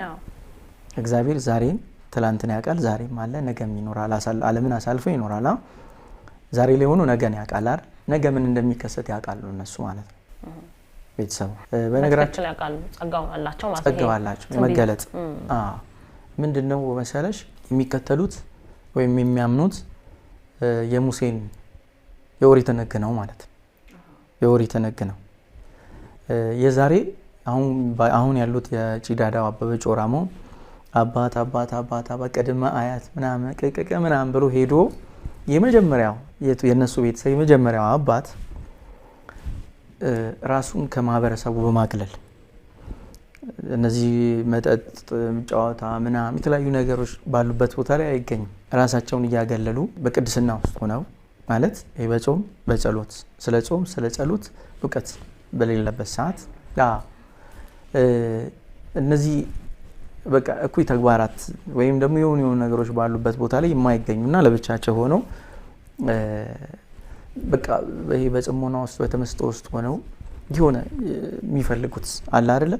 እሱ እንደዛ አይነት አባት ናቸውና ያ አባት ወይም የእሳቸው እንግዲህ የመጀመሪያ አባት በራእይ ማለት ነው ተኝተው ገነትን አዩዋት ማለት ነው። ገብቶሻል? ገነትን በደንብ አዩዋትና ገነት እቺን ትመስላለች ብለው ገነት በዶቂማ ዛፍ የታጠረች የዶቂማ ዛፍ ቅዱስ ነው። በመጽሐፍ ቅዱስም ቅዱስ ነው።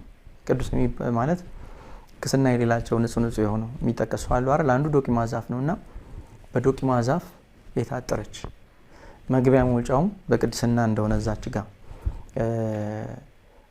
የሰው ሚስትን የደፈረ የሰውን ርስት የቀማ ወይም ሰው የደበደበ የሰደበ ኃጢአትን የሰራ አጠቃላይ ወይ ወር አበባ የታያት እህት ወይ ምናምን መግባት አይቻልም ማለት ነው። ወዴት ማለት ነው? እቺ ወደ ታጠረችው በዶቂማ ዛፍ በራእይ ያዩዋትን ሰሯት የሚመስል ነገር ሰሩ። ይሄ መልካም አንድ መልካም ወይም ጎበዝ ገበሬ የጎበዝ ገበሬ ማሳን ስታይ እንዴት ነው? እዚህ ጋር ወይኑ አለ፣ እዛ ጋር ሚጥሚጣው ምናምን የመድኃኒት ምናምኖች የመበል የመዝኔ ምናምንና ብዙ ነገሮች ይኖራሉ። እንደዛ አድርገው ሰራዋት ማለት ነው። በገነት ማለት በራእይ ያዩዋትን ገነት እቺን ትመስላለች ብለው ሰሯትና በዶቂማ ዛፍ ካጠሯትም ካሉ በኋላ ኦፎና ብለው ሰየሙት ማለት ነው። ኦፎና በኮምትኛ አይደለም በዕብራይስጥ ነው። ይሄ ማለት እሳቸው ማለት በመቼ ነው የሚለው ዘመኑን ራሱ ስታስቢው አሁን ያሉት አበበ ጮራሞ ጪዳዳው አበበ ጮራሞ ይባላሉና እንደው እያንዳንዱ 50 ዓመት እንደው 70 80 ዓመት 20 ዓመት ምናምን ይቆዩ አሉ ቅድመ አያቶቻቸውና እንደው በ50 ዓመት ሂሳብ 50 ትውልድ በ50 ስታባዙ ወደ 3000 ምናምን ነው አይደል የሚመጣው? 3000 የዛሬ 3000 ዘመን ነው የምነግርሽ። ትንሹ ነው 50 ብለን ክርስቶስ ከመወለዱ 1000 ዓመት በፊት እንደ ምሳሌ የኦሪት ሕግ ተከታይ የሆኑት እንደው ምንድነው የሚሉት የሳባ ዘመነ መንግስት ወይም ሰለሞን በዓለም በታወቀበት ዘመን የነሱን ቅድመ አያት የመጀመሪያውን አባት የሚያስታውሱት በሱ ነው። ሰለሞን በዓለም በታወቀበት ወይም የንግስተ ሳባ ንግስና ዘመን በነበረበት ዘመን የነሱ ኦፎና ተመስርቶ ነበር ማለት ነው። እና ትርጉሙ ምን ማለት ነው ማለት ነው? ኦፎናን ያው ሁሉን ነገር ያ ቤተሰብ ሁሉን ነገር ራሳቸውን ከመለኮት ጋር የማስተሳሰር ስለሆነ ሐሳቢያቸው፣ እምነታቸው፣ ስርዓታቸው የሙሴን የኦሪትን ሕግ ሲከተሉ አምነው ሲቀበሉ ብዙ ነገሮችን የሙሴ የዕብራይስጥን ቃል ተጠቅመዋል። ኦፎና የሚለው በራሱ ስያሜው እርክስናን የተጸየፉ ሰዎች መዋያ ማለት ነው። በዕብራይስጥ ስትፈቺው ማለት ነው። እነሱ አቹንቶ ይባላሉ። የመንፈሳዊ ስማቸው አቹንቶ ነው። 50ውም ትውልድ ማለት ነው። 50ውም ትውልድ በአንድ ስም ተጠርተዋል። አቹንቶ የሚል አቹ ኢንቶ ማለት ምንድን ነው ብለሽ ስታይ በኮንተኛ ትርጉም የለውም። በዕብራይስጥ ግን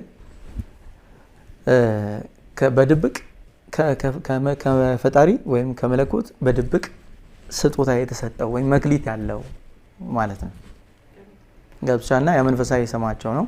አሁን ጪዳዳው አበበ ጮራሞ አቹንቶ ነው የሚባሉት በመንፈሳዊ ስማቸውና ይሄ ባህላዊ አምልኮ ስርዓት ነው። አሁን ማውራሽ ስለ ቅድስት ቤተክርስቲያን ስለ ኦርቶዶክስ ተዋሕዶ ስለ ክርስትና አይደለም፣ ስለ ባህላዊ ክርስትና ከመምጣቱ በፊት ያለ ታሪክ ነው። እና በዛ ዘመን በእነሱ ዘመን እነሱ እንግዲህ ራሳቸውን ከመለኮት ጋር ለማስተሳሰር ከመለኮት ጋር በቀጥታ የሰመረ ትስስር የነበረው ሙሴ ነው በምድራችን። እና ሙሴን አገናኝ ከእግዚአብሔር ከመለኮት ጋር አስተሳሳሪ አድርገው ነው የሚያስቡት። እና የሙሴን አረማመድ ሙሴ የተጸየፈውን ይጸየፋሉ፣ ሙሴ የወደደውን ይወዳሉ፣ ሙሴ ያከበረውን በዓል ያከብራሉ፣ የሙሴን ሕግ ይኖራሉ ማለት ነው። ገብቶሻል? እንግዲህ እውነትም ስታይ ከሙሴ በላይ ለእግዚአብሔር ቅርብ ነበር ብለሽ የምትይው በምድር ላይ ትቸገሪያለሽ። እና በእነሱ ባህላዊ ወይም ያን ይዘው የመጡት ስርዓት እቺ ኦፎናን እንደ ገነት ነው የሚያስቧት አይደለ? በገነት ልክ ነው የሳሏት አይደለ? ውስጡ ግን አንድ ዛፍ አለ። ያ ብዙ በዘልማድ አድባር እየተባለ ከቃልቻ ከምናምን ከዚህ ከጥንቁልና ጋር ከቃልቻ ጋር ከጥንቁልና ጋር የሚያያዙ ነገሮች አሉ አይደለ? እንደዛ ባንወስደውና አድባር የሚባል ዛፍ አለ። ያ ዛፍ ምንድነው? ይጾማሉ አርብና ሮብን። በነገራችን ላይ ቤተሰቡ ማለት ነው ምግብ አይበሉም ሙሉ ቀን አርብና ሮብ የጾም ነክ ምናምኖችን አይጠቀሙም። እና እሱ ብቻ አይደለም በነገራችን ላይ የሚበሉት በምክንያት ነው። እያንዳንዱን ምግብ የሚበሉት በምክንያት ነው፣ የሚጠጡትም በምክንያት ነው። ለምሳሌ ከማይመገቡት ራሳቸውን ለመግዛት ሲሉ ከማይመገቡት አንዱ ዱባ ነው። አይበሉም፣ ዱባ አይበሉም። ይወገዛል በቤቱ። ለምን? እንደ እባብ በደረቱ እየተሳበ ስለሚወልድ የመናጢውን የእሱን ባህል ስለተላበሰ የከይሲውን ባህል ስለተላበሰ እየተሳበ ስለሚወልድ ይሉሻል፣ አይበሉትም። በግ አይበሉም። ለምሳሌ በግ ለምንድን ነው በግ የማትበሉት በቤተሰባቸው በላይ ስትይ፣ በግ ለካ ሲታረድ አያጓራም፣ የዋህ ነው። ያው በግ በቅዱሳን ይመሰላል እና ትልቁ ደግሞ ተምሳሌትነቱ የክርስቶስ ኢየሱስ ነው። ስለኛ ሲል ቤዛ የሆነበትን ምሳሌ ነው። እና በግ በክርስቶስ ኢየሱስም ስለሚመሰል አይታረድም፣ አይበሉም። ቢታረድም አያርዱምም፣ ሲታረዱ ማየት አይፈልጉም፣ ደግሞ አይበሉም። ፍየል ደግሞ አይበሉም። ለምንድን ነው ፍየል ማትበሉት ስትያቸው፣ እሱም በኃጢአን ስለሚመሰል። ፍየል ስትበይ ተቅበዝባዥ፣ ተናጋሪ፣ ተሳዳቢ እና ወደ ስህተት መንገድ ወይም ወደ መቅለብለብ ይወስደናል ብለው ስለሚያስቡ ነው። አየሽ፣ ጥፋትን ላለማጥፋት ራሳቸውን ለመገደብ ሲሉ በምክንያትና በእውቀት በተገለጠላቸው እውቀት ነገሮችን አድርገው ራሳቸውን የመግዛት ባህላቸው ነው በጣም የሚደንቀኝ። እንዳስተዋውቃቸውም ስለዛ ጉዳይም ዶክሜንታሪ እንድሰራ ያስገድደኝ ይሄ ነገር ነው። እና ለምሳሌ ጎመን አይበሉም፣ የአበሻ ጎመን፣ ጥቁር ጎመን ምናምን። ለምንድን ነው? እስቲ ጎመን ብቻ አይደለም ይልሻል። የማያፈራ ዘር የማይተካ እጽዋት ርኩስ ነው ተብሎ ይታመናል። ማፍራት አለበት፣ መውለድ አለበት። ገብቶሻል? የተረገመ ነው የማይወልድ ወይም የማያፈራ የተረገመ ነው ብለው ያምናሉ። አየሽ? እና በሬ ነው የሚበሉት፣ ወይም በሬ ጎሽ ምናምን ሰኮናቸው ከፍት የሆኑትን ነው የሚበሉት። እሱም መርጠው። ዶሮም አይበሉም። ዶሮም ተፈጥሮን ሕግና ስርዓት ያቃወሰች ናት ብለው ስለሚያስቡ ነው። እና እያንዳንዷን በምክንያት አይጠቀሟትም። እና ከዛ አንጻር ምንድን ነው የቶ ቤተሰብ እንዳልኩሽ ይህን ኦፎናን ካደረጉ በኋላ በውስጡ ራሱን የቻለ ትልቅ ዛፍ አለ። ከዝግባ ነው እንጨቱ። እና እዛ ዛፍ ስር ሁልጊዜም ቁጭ ብለው የሚያስቡት መለኮትን ነው የሚፈልጉት፣ እግዚአብሔርን ነው፣ አምላካችን የሚሉትን አምላክ ነው የሚፈልጉት። የሚጸልዩት እዛች ሆነው ነው፣ የሚጾሙት እዛች ላይ እዛች ከውጭ ብለው። እና ያቺ ከምን ጋር ያያይዛሉ? አዳምና ሔዋን በገነት ሲኖሩ ራሱ ገነት መቅደስ ስለሆነ የተቀደሰ ቅዱስ ስፍራ ስለሆነ በውስጡ ልክ እንደ ታቦተ አሁን እኛ ቤተክርስቲያናችን ያው ቤተክርስቲያኒቱ ቅጥር ግቢ በገነት ይመሰላል አይደል? መቅደሱ ወይም ታቦተ ሕግ ያለበት ደግሞ ልክ ጽላቱ ማለት ነው የእግዚአብሔር ማደር አይደል? ያቺ ዛፍ ላይ ማለት እግዚአብሔር አዳምና ሔዋንን ከፈጠረ በኋላ አዳምና ሔዋን የሚኖሩት በገነት ውስጥ በአንድ መዳብ ነው አይደል? ሞት የለም ህይወት ነው፣ ሀዘን የለም ደስታ ነው፣ ጥላቻ የለም መውደድ ነው። በቃ እና ግን ሰዎች ናቸው፣ ስጋ ለባሾች ናቸው እና እንደፈለጉ በሆኑ ሰዓት ልክ ያችን እጽዋት አትብሉ የተባሉትን እጽዋት ይሄ መብላቸው ነው፣ ይሄ መዝናኛቸው፣ ይሄ እንደዚህ ነው ተብሎ ተፈቅዶ እቺን ግን የበላችሁለት የሞትን ሞት ተብሎ ህግ የተቀመጠው በዛች ዛፍ ላይ ነው። ገብቶሻል? እና ያችን ዛፍ ሳያዩት ማን ትዝ ይላቸዋል? እግዚአብሔር ትዝ ይላቸዋል። ከነሱ በላይ አምላክ፣ ከነሱ በላይ ፈጣሪ፣ ከነሱ በላይ ኃይል እንዳለ የሚያዩት የሚረዱባት ያቺ ዛፍ ናት። እና እነሱ ጋር ድሮ ቤተክርስቲያን ስለሌለ ያችን እንደ መቅደስ ወይም እንደ ታቦተ ህግ ነው የሚጠቀሟት። ያችን ዛፍ እዛች ዛፍ ስር መብላት አትችይም፣ መጠጣት አትችይም፣ መዘሞት አትችይም፣ ምናምን ማድረግ አትችይም። በቃ እግዚአብሔር ብቻ የሚታሰብበት የሚለመንበት ነው። አምላካችንን የሚሉትን ፈጣሪ የሚለምኑባት ስፍራ ናት። እና እዛ ጋር እንደውም በኮንታ ባህል ቀደም ሲል ማለት ነው የሆነ ሰው ወንጀል ፈጽሞ ለምሳሌ ሰው ገለው ሳያውቅ የሆነ ሰው የሆነ ነገር አጥፍቶ ሰዎች በንዴት ጦር ይዘው ሊገሉት በሚያሳድዱበት ጊዜ ባለው በሌለው አቅም ሩጦ መድረስ የሚፈልግ ህይወቱን ማዳን የሚችለው ኦፎና ዘሎ ሲገባ ነው። እዛች ኦፎና ውስጥ ዘሎ ከገባ አይነካም ማለት ነው። ማንም አልፎ አይገባ፣ በቃ ማንም አይገባ። እዛች ጋር ኃጢአት የሚሰራበት ሰው የሚገደልበት መግደል አይቻልም። ሰው መስደብ፣ ሀሜት መስራት፣ የተለያዩ ወይናም ጥፋቶችን ማድረግ አይቻልም። እና በማህበረሰብ ውስጥ ትልቅ ቦታው የከበረ ስፍራ ነው። እና እዛች ከገባ በኋላ ህይወቱን ካዳነ በኋላ የቶ ቤተሰብ የዛ የወቅቱ የሚስጥሩ ጠባቂና አዋቂ ተብለው ያሉት አባት የተሰራውን ጥፋት በደለኞች አሉ፣ ያጠፋው ሰው አለ፣ የተበደለ አካል አለ። ሁሉም ከአጥር ግቢ ውጪ ቦታ አለ ራሱን የቻለ እንዲቀርቡ ይደረግና ያንን ይመረምራሉ፣ ያያሉ። ከዛ ምንድነው ፍርድ አይሰጡ። ፍርድ እግዚአብሔር ነው፣ ዳኛ እግዚአብሔር ነው ብለው ስለሚያስበው ምንድነው የሚያደርጉት? የማስታረቅ ስራ ነው የሚሰሩት። ለምሳሌ ካሳ መክፈል የማይችል ከሆነ ለገደለው ወይም ላጠፋው ጥፋት ከብት ጎለው ከሆነ የሆነ ነገር ከሆነ ለዛ ላጠፋው ካሳ እሳቸው ይከፍሉና ካሳ ግድ ነው። ከብቶሻል። በደም መፋሰስ ውስጥ በሁለት አካላት ጸብ ውስጥ እርቅ የሚፈጠረው ፍጹም የሆነ እርቅ የሚፈጠረው ካሳ በመክፈል ነው። ክርስቶስ በእኛና በሱ መካከል የነበረው ወይም በእኛና በእግዚአብሔር መካከል የነበረውን ያጣት ግድግዳ ለማፍረስ ይችላል እኮ። ግን ካሳ አንድያ ልጁን አሳልፎ ሰጠ አይደለ? ካሳ ግድ ነው። በእርቅ የእውነተኛ እርቅ እንዲወርድ ሰላም እንዲሰፍን ከተፈለገ ካሳ ግዴታ ነው። እና ካሳ ይከፍላሉ። ሰርቶ እርቅ ከፈጸሙ በኋላ ያጠፋው ሰው ዛፍ እንዲተክል ይበየንበታል። ባዶ መሬት ይሰጠውና ሰው በበደለ ሁል ጊዜ ምድርን በድሏል ተብሎ ስለሚታመን ካሳ ለምድሪቱ ካሳ እንዲከፍል ደን ችግኝ አፍልቶ እንዲተክል ይደረገናል። ካሳውን ከፍለው እሳቸው ወደ ይቀላቀላል ከማህበረሰቡና በስተመጨረሻ እሱ ሰርቶ ሲጨርስ አምጥቶ ብሩን ይመልስ ወይም ከብት ከሆነ ከብቱን ይመልስላቸዋል ማለት ነው ገዝቶና። የእነሱ ቤተሰብ ስራ ምንድነው? እርቅ ሲፈጥሩ ነው የሚሆኑት።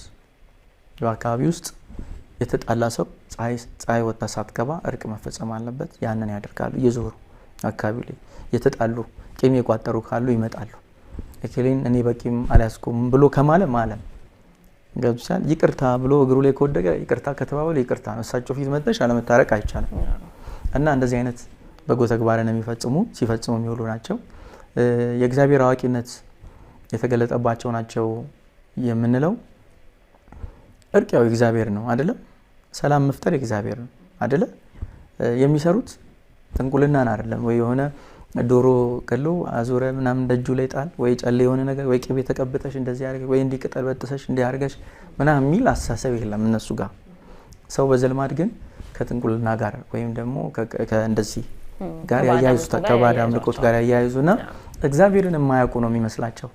እግዚአብሔርን እኮ አይደለም እግዚአብሔርን ገነትን አውቀው ይሳሉ በምድር ላይ ያስቀምጡልን ገነት እቺን ትመስላለች ብለው ቅድም እንዳልኩሽ ኮንታ ላይ እንዲህ በገነት የሚጠሩ ሰፈሮች አካባቢዎች አሉ ስልሽ አንድም ስለ ገነት ስለ እግዚአብሔር ስለ መለኮት ስለ ሙሴ ስለ ኦሪት ስላሉ መለኮታዊ መገለጥ ስለ ነቢያት ትምህርት ምናምን በእነሱ በኩል የደረሰ ነው ለህዝብ እና እርቅን በመፍጠር ብቻም አይደለም። ለምሳሌ ነገ 9 ሰዓት ላይ በጣም ዶፍ ዝናብ አደገኛ ዝናብ የሚመጣ ከሆነ ለአገልጋዮቻቸው ይናገራሉ። ዞራችሁ ቶሎ ይህን መልእክት አድርሱ ይላሉ። ከብቶች ወይም ጥጃዎች ርቀው እንዳይታሰሩ፣ ህፃናት ከቤታቸው እንዳይርቁ፣ የተበተነ እህል ካለ እንዲሰበሰብ ወደ እንትኑ እንዲገባ፣ ነገ ከባድ በዚህ ሰዓት እንደዚህ ይፈጠራል ብለው ይላሉ። አያውቁም እንዳቲ ድርጊቱ ይፈጸማል። በነገራችን ላይ አባቶቻችን እኛ እውቅና ያልሰጠው ለሳይንስን ተከትለን የረገጥ ነው ያጠፋ ነው የደመሰስ ነው እውቀት ቢኖር አባቶቻችን የንፋሱ ኖርማል ነፋስ አነፋፈሱን አይተው ወይም ሳር አጎነባበሱን አወዳደቁን ምናምን አይተው እንደዚህ አይነት ነገር ሊከሰት ነው እንዲህ ሊመጣ ነው ብለው ይላሉ። ከነገሮች ተነስተው ተፈጥሮን ምን ያህል እንደተረዷት እንዳከበሯት እና ለተፈጥሮም ተገዢ ስለሆኑ ዝም ብሎ ደን አይጨፈጭፉም። ዝም ብሎ የሆነ ምናምን ነገር አያደርጉም። ሰለጠንም ብለው ህንፃ በህንፃ ላይ ድንጋይ በድንጋይ ያደረደው ህይወት የሌለው ድንጋዩን የህንፃ ማት ቢኖር ምን ትርጉም አለው? ህይወት እዛ ጋር ዛፍ ከሌለ ማለት ነው። እና ከዛ አንጻር ምን እንደሚከሰት ቀድሞ ያውቃሉ። እንደዚህ ወረርሽኝ በሽታዎች ሲመጡ እንደ ሀተት እንደምናምን ድንገት በሚፈጠሩበት ጊዜ የትኛው እጽዋት ከምን እጽዋት ጋር ተቀላቅሎ ምን ቢሆን መድኃኒት እንደሚሆን ስለሚያውቁ የህሊና መንቃት መገለጽ ስላላቸው ወዲያው በሽታን ይቆጣጠራሉ። እና ያ ማህበረሰብ ተረጋግቶ ህገ መንግስት ሳይኖር መንግስት የሚባል ማለት እንደዚህ ሳይኖር ወታደር ሳይኖር ፍርድ ቤት ሳይኖር ፖሊስ ምናምን ሳይኖር ቢሮ የመንግስት ስርዓት ሳይኖር ያ ህዝብ የራሱን ይዞታ የራሱን ማንነት ይዞ የራሱን ቀለም ሳይለቅ በዚህ ልክ ይህን ሀብት ይዞ አይደለም ለሰዎች ለዱር እንስሳት እንኳን መገኘት ዛሬ ላይ ዓለም ላይ እየጠፉ ያሉ ብርቅዬ የዱር እንስሳቶችን ይዞ ለመገኘት አዳዲስ እጽዋቶች ለመገኘት ሀገር በቀል የሆኑ እጽዋቶች ጠፍተው ላለማለቃቸው ለመገኘት ምክንያት የሆኑት እንደነዚህ አይነት አባቶች ስለነበሩ ነው። እኛ ግን ሳንረዳቸው ገፍተን ሰድበን ሰይጣን ነው ምናምን አልተረዳንም። ገብቶሻል? ሁሉም ሰው የራሱ ደካማ ጎን አለው፣ ጠንካራ ጎን አለው። ሁሉም ቤተሰብ፣ ሁሉም ማንነት፣ ሁሉም ሃይማኖት ፍጹም ነው የምንለው አይደል? ሁላችንም ጋር ጎደሎ ነገር አለ። ጎደሎውን ትተን ጠንካራ ነገሮችን መውሰድ ያ ባህል ስለሌለ የተውነው ያልተጠቀምነው የባከነ ቤተሰብ ነው ብዬ አምናለሁ። አሁን 50ኛው አሉ የመጨረሻ እንደሆኑ ስትናገር ሰምቻለሁ። እና ለምን አልቀጠለም ይሄ ቤተሰብ በዚህ መጠን ይሄን ሁሉ ሺህ ዓመታት ይሄንን ባህል ስርዓት እውቀት ይዞ ከጠበቀ ለምን 51 52 ብሎ አይቀጥልም? ምንኛው ለምን የመጨረሻ ሆኑ? እንደገና ያ በገነት 50 የተሰራው ቦታ ፎና አሁን አለ። አንተ ሳይተካዋል በገብተሃል እንዴ? ያላየሽም ዶክመንታሪው ላይ የዞርክ ማሳየው እኮ እሱ ነው። ውስጥ ነው ስርዓቱን ፈጽመ የሚከለከሉ ነገሮች አሉ የሚፈቀዱ ከመግባት በፊት ከመግባት በፊት ለምሳሌ ዱባ፣ እንቁላል፣ በግ ምናምን አልበላም። እንደዛ ማረቡትን ሳታደርግ አላደርግም። ለ3 ቀናት ብችል 7 ቀን ከተለያዩ ግንኙነቶች ምናምን ነፃ ሆነሽ ልብስሽን ጠረን በሌለው ሳሙና አጥበሽ ጽድት ብለሽ ነው እንጂ ዝም ብለሽ ዘባት ገብቶሻል? እና አሁን ላነሳሽው ጥያቄ ምንድነው 50ኛ ናቸው እሳቸው 49ኙ እዛ ኦፎና ላይ አለ መቃብራቸው 49ኙ ዶክመንታሪው ላይ አይተሽው ከሆነ የትኛውም ሳይንቲስት መጥቶ ከነዛ አጽም ውስጥ ከቀደሙት ውስጥ አንዱን አጽም ወስደው እመረምራለሁ ታሪካዊ ዳራውን ደርሳለሁ ብሎ ካለ እኔ ፈቃደኛ ነኝ።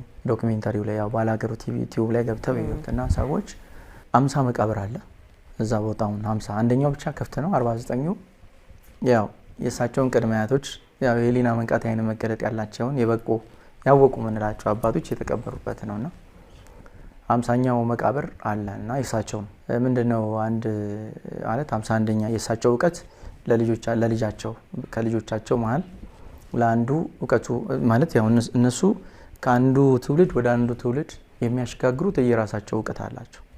አሁን ቅድም ልሽ በጣም ድንቅ የሆኑ ሚስጥራዊ እውቀቶች አሉ እና ያ እውቀት አሁን አብሯቸው እንደሚቀበር ነው የሚናገሩት እሳቸው። ለሚቀጥለው ትውልድ አላስተላልፍም ነው። ለምን ግን? ለምን የሚለው ምንድነው መሰለሽ 51ኛው ትውልድ ይሄ የኛ ትውልድ ማለት ነው አይደለም። ማንነቱን አይደለም ሃይማኖቱን መቃብሩን የተነጠቀ ትውልድ ነው በማንነት እጦት ቀውስ ውስጥ ያለ ትውልድ ነው። ይሄ ማን የመሆን አድራሻ የሌለው አድራሻ ለሌለው አደራ አይሰጥም። ለምን ወስዶ ሲብከነከን ለጥፋት ወይ ገንዘብ ለማግኛ እውቀቱን ይጠቀምና ሰው ሊያጠፋበት ይችላል። ለምሳሌ የሆነ እጽዋት ከሆነ እጽዋት ጋር የትኛው እጽዋት መርዝ ነው የትኛው መድኃኒት ነው የሚለውን እነሱ ያውቁታል ማለት ነው። እና የሆነ እጽዋት ከሆነ እጽዋት ጋር ተቀላቅሎ እንዲህ ያደርጋል እንደ ኒውክሊየር ቦምብ በቲ ሊሉ ይችላል። ያንን ወስዶ ግን አብዛኛው የኛ ትውልድ ለገንዘብ ማግኛ አቋራጭ ለመክበር ለጥቅም ሲል እውቀቱን አሳልፎ ይሰጠዋል ወይም ለክፋት ይጠቀምበታል። ስለዚህ ከሌላው ማህበረሰብ በተለየ የተሰጠንን ጸጋ ለግላችን ነግደን ልናተርፍበት ሳይሆን ሌሎችን በማገልገል የምናወራርደው ዕዳ ነው ብሎ ያምናሉ። ለነሱ ከሌላው በተለየ የተገለጠላቸው ሚስጢር ለግላቸው ሊነግዱበት ሳይሆን ሊያተርፉበት ሳይሆን ሌሎችን በማገልገል የሚያወራርዱት የተሰጣቸው ዕዳ ነው። እነሱ የአደራ ጠባቂ ናቸው። የሆነ ከባድ በሽታ ቢገባ ያ ማህበረሰብ እንዳያልቅ፣ ከብቶች እዛ ምድር ላይ እንዳያጠፋ፣ የሆነ ነገር አድራሽ ጥንታዊነቱን ይዞ እንዲቀጥል ሀገር እንዲኖረን ትውልድ እንዲቀጥል ሀገር እንዲኖረን ገብቶሻል። እኛ አደራ ጠባቂ ነበር። ስለዚህም በቃ ያንን የሚቀበል ትውልድ ሊሰጠውም ለጥፋት የሚጠቀም ወይ ማንነቱን የካደ ነው። የኛ ትውልድ ማንነቱን የካደ ነው። ተረካቢ ስለሌለ ነው ማለት ነው። አሁን 50ኛው ለማንም ሳይሰጡ በቃ ተረካቢ ማጣት አይመስለኝም። በቃ እንደ ሀገር የሚገባውን መስፈርት ያሟላ ተረካቢ ማለት ነው። እንደ ሀገር አይደል የከስ ነው። እንደ ሀገር አይደል የጠፋ ነው። ሌላውን ምን እናፍቅበት እንደ እሳቸውን እሳቸው እንዲህ ልፍ ሲሉ ይኸው ጠንቋይ ያለፈ ሰይጣኑ አለፈ ዳቢሎሱ ምናምን ይሏቸው ባለማወቅ ሰዎች የዘመኑ ልጆች አሁን ማለት አሁን በእንደዛ ሁኔታ ውስጥ እና የተገለሉ ናቸው።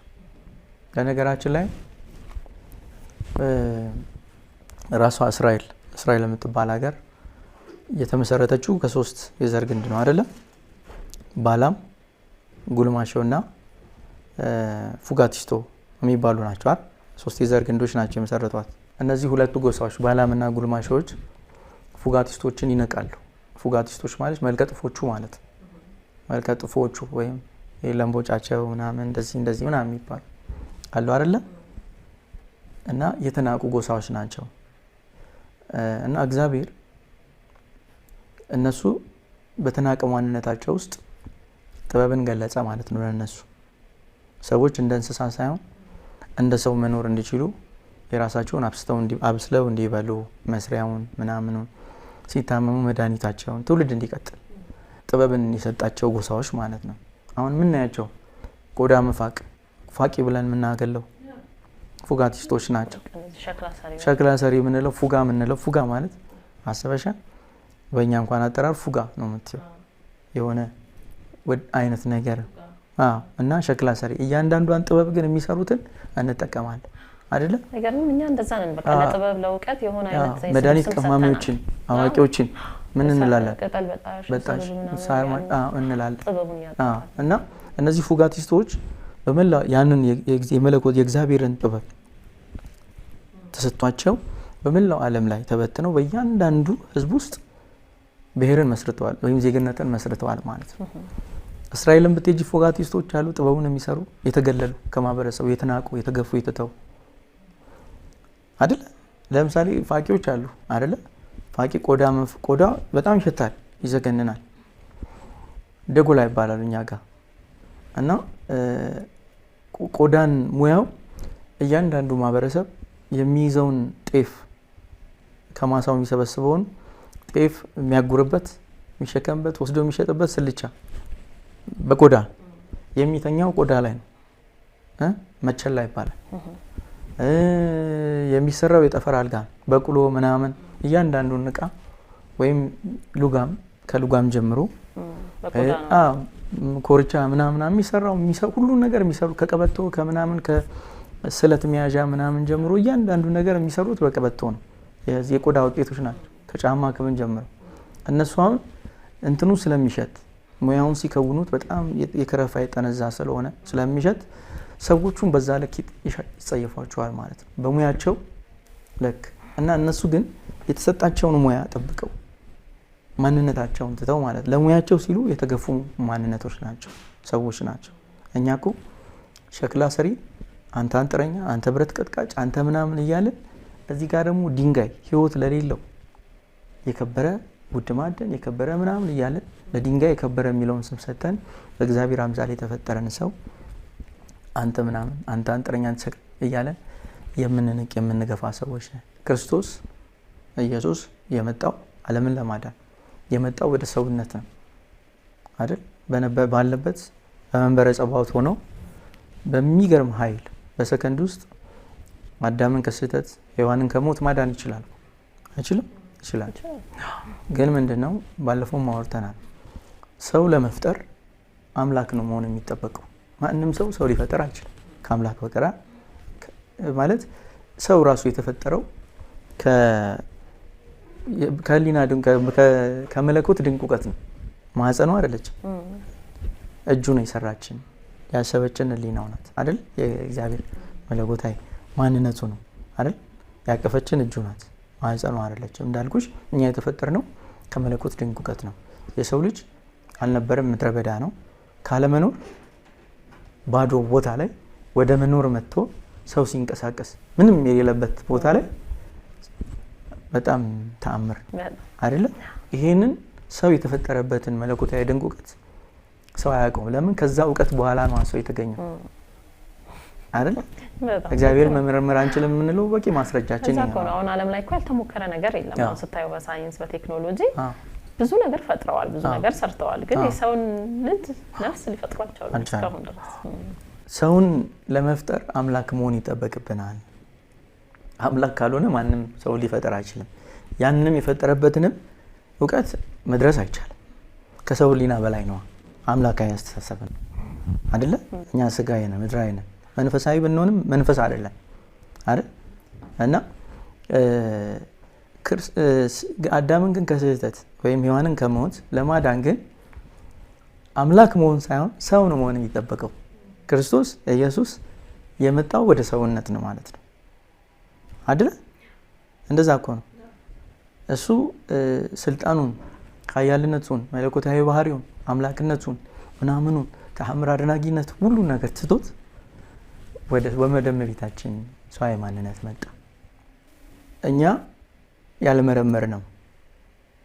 ምክንያቱም አሁን ኢየሱስ ፍጹም ሰው ሆነ ይላል። ፍጹም ሰው ፍጹም አምላክ አይደል? ፍጹም አምላክነቱን መርምረን ልንደርሰው የምንችለው አይደለም። እንተውና ፍጹም ሰውነቱን ስታይ እንደ ሰው ተርቧል፣ እንደ ሰው ተጠምቷል አይደለ? ግን ሰው በመሆኑ ሚዛናዊ ሰው በመሆኑ ፍጹም ሰው በመሆኑ ሳይማር ያስተምር ነበረ።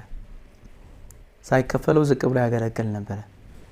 እየጠሉት መውደድ፣ እየበደሉት ማፍቀር መቻል ላይ ደርሶ ነበር ማለት ነው።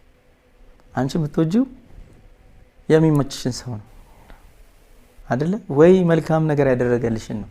እኛ መንገድ ላይ ያለንን 10 ሳንቲም እንኳን ለነቢጤ ለመስጠት እንመርጣለን። የሚያሳዝነንን ዝም ብሎ ውስጡ ተቸግሮ ተርቦ ተጠምቶ ግን መለመን ስላልቻለ ድርቅ ብሎ የሚመጣ ሰው አለ። ከፍቶት ከዚህ ምናምን ብለን እናባረዋለን። እኛ ላሳዘንን ሰው ነው መርዳት የመቻል አቅም ያለ። ክርስቶስ ግን ለጠሉት፣ ለሚያሳድዱት ፍጹም ተቃራኒ የማይቻል ነገር ማለት። የሚጠሉሽን መውደድ መቻል እንዴት ነው? አንቺ ገብቶሻል? እና በጣም የክርስቶስ ሰው ሆኖ ሰውን ያዳነበት እኛ ሰዎች የሰው ልጅ ማለት ነው። ሰው ለመርዳት አምላክ ወይ መልአክ ወይ ድግሪ ወይ ባለስልጣን ወይ ባለሀብት ሊሆን አይገባም። እሱ ተራ ምክንያት ነው። ሰው ለመርዳት ሰው መሆን በቂ ነው የሚለው ኮንሰፕቱ ማለት ነው። ሀሳቤው ከዚህ ነው የመጣው፣ ከክርስቶስ ኢየሱስ ነው የመጣው። ምንም የያዘው ዲፕሎማ ድግሪ፣ ሰራዊት፣ በጀት የለም ሰው። አየሽ፣ እኛ ግን ሰዎችን በዛ ልክ አንተ ሸክላ ሰሪ፣ አንተ አንጥረኛ፣ አንተ ምናምን ብለን የምንፈልገውን ከፍ የምንፈልገውን አድርገን፣ ግን ክርስቶስ ራሱ ኢየሱስ የተወለደው ከማን ቤተሰብ ነው? ከገሊላ እኮ ነው አይደል?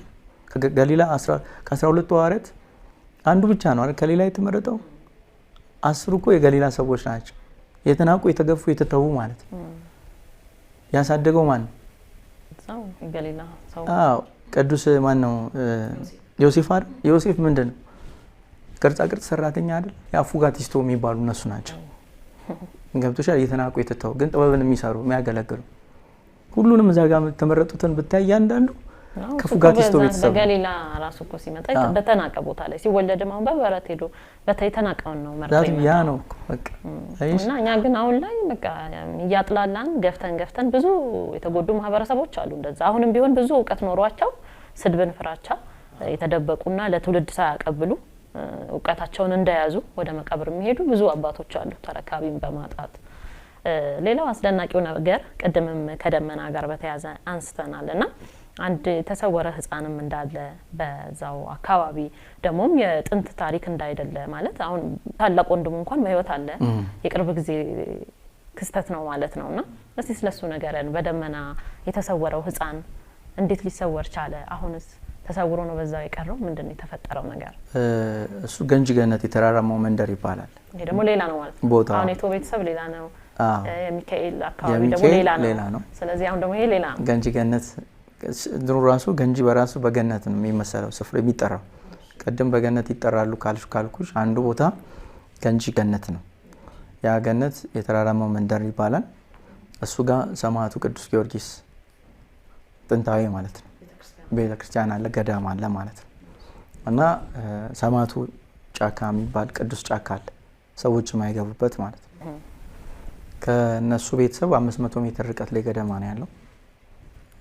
የ6 ዓመት ታዳጊ እያለ ነው ወደ መሳለሚያ ምትባላለች ወደ ጭዳ ወደ አመያ ምትሄጂባት ቤተክርስቲያኗ እዚህ ጋር ቆመሽ ምትሳለሚባት ተሳለሚና ወደ ስቴጃለሽ ወደ ስቴጃለሽ እቺ መሳለሚያ ምትባላለች ከቤተክርስቲያኗ 100 ምናምን 120 150 ሜትር ቦታ ላይ ማለት እዛው ቤተክርስቲያኗ ምልክት አላት። አሁን ስትሄጂ እንትኑ ተተክሏል። በጣም ነጭ ጉም መጣ ተከበበ። የሆነች ደቂቃ ከቆየ በኋላ ብትን ሲል ልጁ የለም ውስጥ ልብ ሲል ማለት ነው። በሰዓቱ አሁንም የዚህ ሰማዕቱ ጫካ ቅዱሱ ጫካ ማለት ነው ረጅም ጊዜ አካባቢ ሰው ማህበረሰብ መጠየቅ ማረጋገጥ ትችላለሽ ሄደሽ። በተለይ ከ50 ዓመት በላይ እድሜ ያላቸው ትላልቅ አባቶችን ብትጠይቂ የሚነግሩሽ በጣም የሚገራርም ነገር ነውና ሌሊት 9 ሰዓት ላይ በጣም በሚገርም ሁኔታ እንደ ሽብሻባ አይነት ወረብ አይነት ዝማሬዎች ይሰማሉ። ቋንቋቸውን አያውቁም፣ ግን የሚገርም ቋንቋቸው ባድ ቋንቋ ነው። ማህበረሰቡ ሊረዳው አልቻለም። በሚገርም ቋንቋ በብዛት የህፃናትም የአባቶችም የወጣቶችም የምናምን እንደዚህ ድምጽ እየተሰማ ሴቶችም ማለት እየተሰማ ብዙ ድምጾችን የያዘ ድምጽ ከጫካ ይወጣል። ከበሮ በዛ ልክ ይመታል። የጸናጽል ድምጽ ይሰማል ምናምንና ብዙ ጊዜ ይሰማሉ። ሲሄዱ ደግሞ ድምጹ እየራቃቸው ይሄዳል። ቤተክርስቲያኑ ቅጥር ግቢ ውስጥ ያው ሰው አይኖርም። አሁን አንድ አባት ናቸው እዛም ያሉት አባ ተከስተ የሚባሉ ተከስተ ብርሃን የሚባሉ ጅማ ዲያቆን ጅማ ደብረ ኤፍራታ የጅማ ልጅ ነው። ደብረ ኤፍራታ ቅድስተ ማርያም ዲያቆን ነበረ። እኔ ወደ ወታደር ቤት ከመሄዴ በፊት አንድ ላይ እኔ መዘምራን የህፃናት ሰንበት ትምህርት ቤት ሊቀ መዘምር ሆኜ እሱ ደግሞ የማርያም ዲያቆን ሆኖ ያገለግል ነበርና እናወራለን። እኛ አካባቢ ስላለው ሚስጥር እኛ ስለተሰወረው ልጅ በደንብ አወራዋለሁና ያንን ሰምቶ እንዴት ነው ልጁን ማግኘት የሚቻለው የሚል ሀሳብ ያነሳልና ያው እንግዲህ ንብ ወደ መልካም መዓዛ ዝም ወደ ጠነዛ ነው የሚሳብ። ልጁን ለማግኘት ያው ራስን በቅድስና እንዴት ሊመረጥ ቻለ? ግን ልጁ ማለት የተለየ የቅድስና ስራ ይሰራ ነበረ። አሁን ሰዎች ሲሰወሩ ለምሳሌ አሁን ታላቁ አባት ነብዩ ሄኖክ ተሰውሯል። ጻድቅ ስለነበረ በስራው ሁሉ መልካም ስለነበረ እግዚአብሔር ሰወረው ይላል። የተሰወሩ አሉ አይደል? አሁን በብሔራዊ ዋናው ይሄ ህፃን ከሌሎች ህፃናት ተለይቶ ሊሰወርበት የቻለው ምክንያት ይኖር ይሆን? ህፃኑ ማለት መደብ ላይ ተኝቶ ነበረ። ጠዋት ላይ ወንድሞቹ ምናምን ከብት ምናምን ትሊሉ ከመውጣታቸው በፊት ምግብ ይበላሉ እና ምግብ በልተው የጎደሬ ምናምን እንደዚህ ምናምን ተበልቶ ባህላዊ ምግብ ምናምን ብለው ስንቃቸውን ይዘው ይወጣሉ። እናትየው ልጁ ከተኝቶ መደብ ላይ ብሎኮ ለብሶ ተኝቶ እናትየው አለች። ከዛ የሆነ ሰዓት ትንትን ይለዋል እና በጣም ትንታ እንትን ሲል ሩጣ ሄዳ ስትገልጠው በዚህ በአፍንጫው የሆነ እንገር የሚመስል አረንጓዴ ነገር ፈሳሽ ይፈሳል። አነሳችሁና በገበቴ ሙላት ማለት ነው። ውሃ ገበቴ ያለች አይደል? ገበቴ ታውቂያለሽ? በዛ ፎች ፎች ያደረገች አጠበችውና ልጄ ምናምን ብላ ከዛ ህፃኑ ልክ የሚወዳት ጥጃ አለች እዛው ኮንታ ላይ። ከብቶችም ቤት ውስጥ ነው የሚታሰሩት። ከብትና ሰው አንድ ላይ ነው የሚኖረው። እዛው ጋር እንደ በረት ይደረግና ማለት ነው።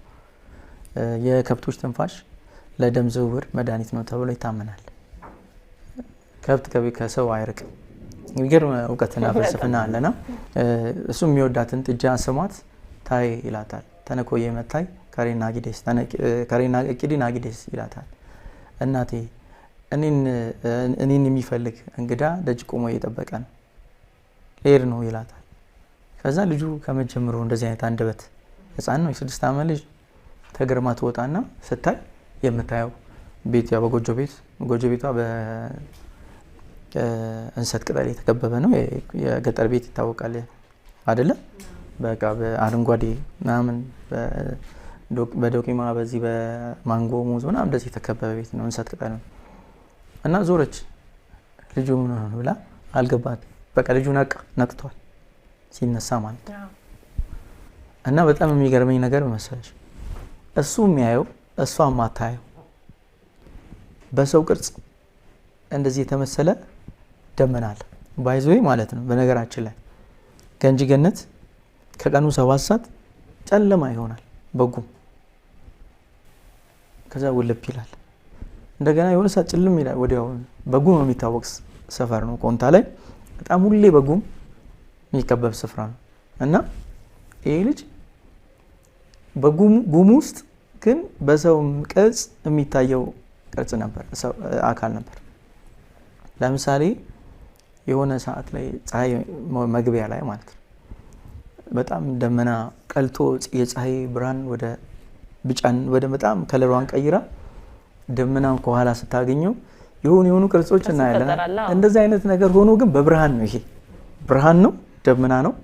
ስለተለመደ አካባቢ ላይ ደመና የተለያየ ነገር ቢያዩ ትኩረት አያደርጉም፣ ያው አብሯቸው የኖረ ስለሆነ። እሱ ግን አስተውሏል። የሚሄደውን ደመና ይከተለው ነበር። ሄደ ልክ እዛች ጋር ሲደርስ ተከበበ። እናቴው ለማየት በጣም ተገርማ ነው የምትከተለው ነበር። እያየችው በደመና ተከበበ። ውልብ ሲል ልጁ የለም። ልጄ ብላ ስትጨው ድምጿን የሚስተጋባው እሱ የለም። ሰው እየተሯሯጠ ወጣ መጣ። ኢንተርቪው ላይ ካየሻቸው ሶስት አባቶች ኢንተርቪው አድርገናል። አንዱ ካህን ናቸው፣ መምሬ የማነ የሚባሉ የቤተ ክርስቲያኑ አስተዳዳሪ አባት ናቸው። የኮንታ ማገር ምናምን አስተዳዳሪ የነበሩ ናቸው። አሁን የቤተ ክርስቲያኑ የገዳሙ አስተዳዳሪ ናቸው። እና እሳቸው እና እዛ አካባቢ የነበሩ አባቶች ስማቸው እዛ ባላገሩ ቲቪ ላይ ዶክሜንታሪው ላይ ሰዎች ማየት ይችላሉ። እና ፍየል ተሸክመው ተሯሩጠው ጸለይ ና አይፊስ ጸለይ ማለት መሰለሽ በኮንትኛ መንፈስ ማለት ነው። የሆነ መንፈስ የወሰደው ነው መሰላችሁ? አዎ መንፈስ ወሰደው። አይ እርኩስ የሚለው ሊታወቅ ነው። እርኩስ መንፈስ ነው ቅዱስ መንፈስ ነው የሚለው ለመለየት የተጠቀሙበት እውቀት ነው። በጣም የሚገርመኝ እዚህ ጋር ማለት ነው።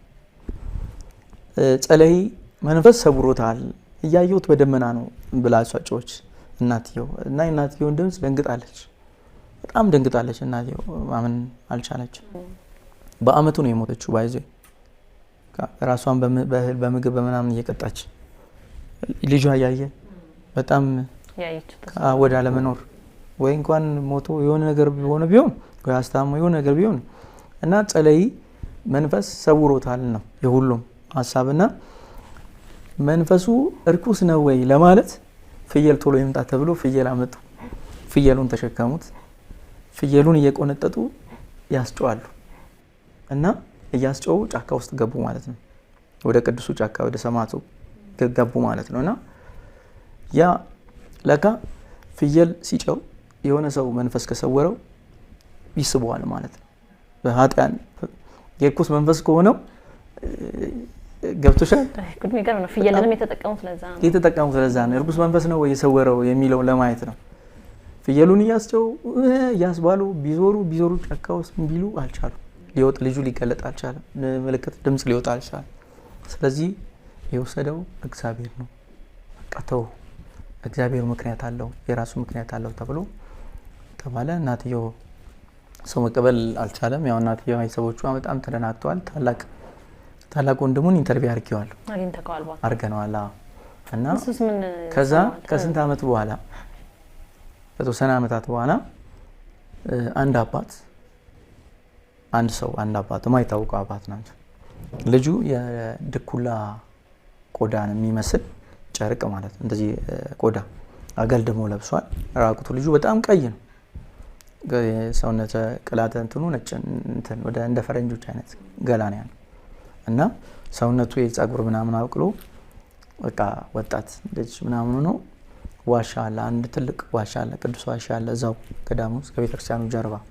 ሰው አይገባም ወደዛ አሁን ስቲል ጫካ ውስጥ ማለት ነው፣ ቅዱሱ ጫካ ውስጥ እና እዛ ጋር አይቶት እየሮጠ መጥቶ ለህዝቡ ነገረ። ህዝብ እየተሯሯጠ ሲገባ የለም እዚህ ጋር ያዩት እንደዚህ ለብሶ እንደዚህ ፊቱ ምናምን ፀጉሩ ደረቱ ምናምን በቃ ስፖርተኞች ነው። አድጎ ከተሰወረ ከብዙ አመት በኋላ ከ7 አመት እንደዚህ በኋላ ማለት ነው 10 አመት 7 አመት ዶክመንታሪው ላይ አለ። ከዛ ወንድምየውም ሁሉም ተሯሩጠው ሄዱ ሊያዩታል። እናየው አልቻልንም አለ እና ባይዞ የመምሬ የማነ ልጅ ዲያቆና ያለው ይባላል። እሱም እዛ ነበር በሰዓቱና ልጁ የተሰወረ ቀን 3 ቀን ሙሉ ቤተክርስቲያኑ በጉም ጭጋግ ታፍኖ ሰው ሁሉ መጠጋት ያቀተውና እዛ ውስጥ መልካም መዓዛ ግቢ ውስጥ የእጣን የሚመስል መልካም መዓዛ በጣም ይሸት እንደነበረ ነገረኝ። በእርግጥም 3 ቀን ሙሉ ምን እንደሆነ እየተደረገ ነበረ፣ ምን አይነት ስርዓት እንደሆነ እየተደረገ ነበረ። ስልጣነ ሚኒስትር አይታወቅምና ልጁ ከተወሰነ ደግሞ ቆይታ በኋላ ራሱ መገለጥ ጀመረ። ለእረኛ ከብት ላይ የሚጠብቁ ልጆች መልእክት፣ ለህፃናት መልእክት ነግሮ ለአንዲት አይነ ስውር ፊት ለፊት ላይ ተገናኝቶ እሷ እያየችው አይነ ስውር ናት ግን እያየችው አውደ ምሕረት ላይ እዛው ጊዮርጊስ ቤተክርስቲያን ሰማዕቱ እስከ መመስከር ድረስ ያዩት ሰዎች ምን አይነት መልእክት ይሆን ያስተላልፋል? ምን አይነት መልእክት ነው? በቃ እኔ በአንድም የስጋም ሆነ የግል ፍላጎት የለኝም፣ እሱን መተው እንዳለባቸው እሱ በእግዚአብሔር ፍቃድ ለእግዚአብሔር ፍቃድ የተሰጠ መሆኑ እና እሱ ከፈቀደ ነው የምታየው። በንፋስ እስከ መከለል እውቀት ላይ ደርሷል ማለት ነውና አሁን እንደ 30 አመት ወጣት ጎረምሳ የሆነ ጊዜ ይገለጣል። እንዳልኩሽ አባ ተከስተ ብርሃን ዲያቆን ነበረ በወጣትነቱ አብሮኝ። እኔ ወደ ወታደር ቤት ሲሄድ እሱ ወደ ገዳም ሄደ። ባህታዊ ሆኖ ገዳም ውስጥ እንትን ብሎ በቅቶ ወደዚህ ተመልሶ ለልጁ የተገለጠ ሚስጥር ለኔም እንዲገለጥልኝ የሚል ያንን ሚስጥር ለመረዳት ገዳም ገብቶ ቆይቶ ባህታዊ ሆኖ በብትናን ተቀብሎ ባህታዊ ሆኖ ወደ ጅማ መጣ። ኮንታ ቀጥታ ሄደ ጃንጂ ጊዮርጊስ ብሎ እዛ ማረፊያ ተዘጋጀለት። እዛው ሱባኤ ገባ። 6 አመት ሙሉ ሱባኤ ላይ ነበር። 6 አመት ሙሉ አይወጣም። ቆዳ ነው የሚለው፣ ቁርበት ነው የሚለብሰው። እሱም ሰንሰለት መስቀል ነው የሚያደርገው።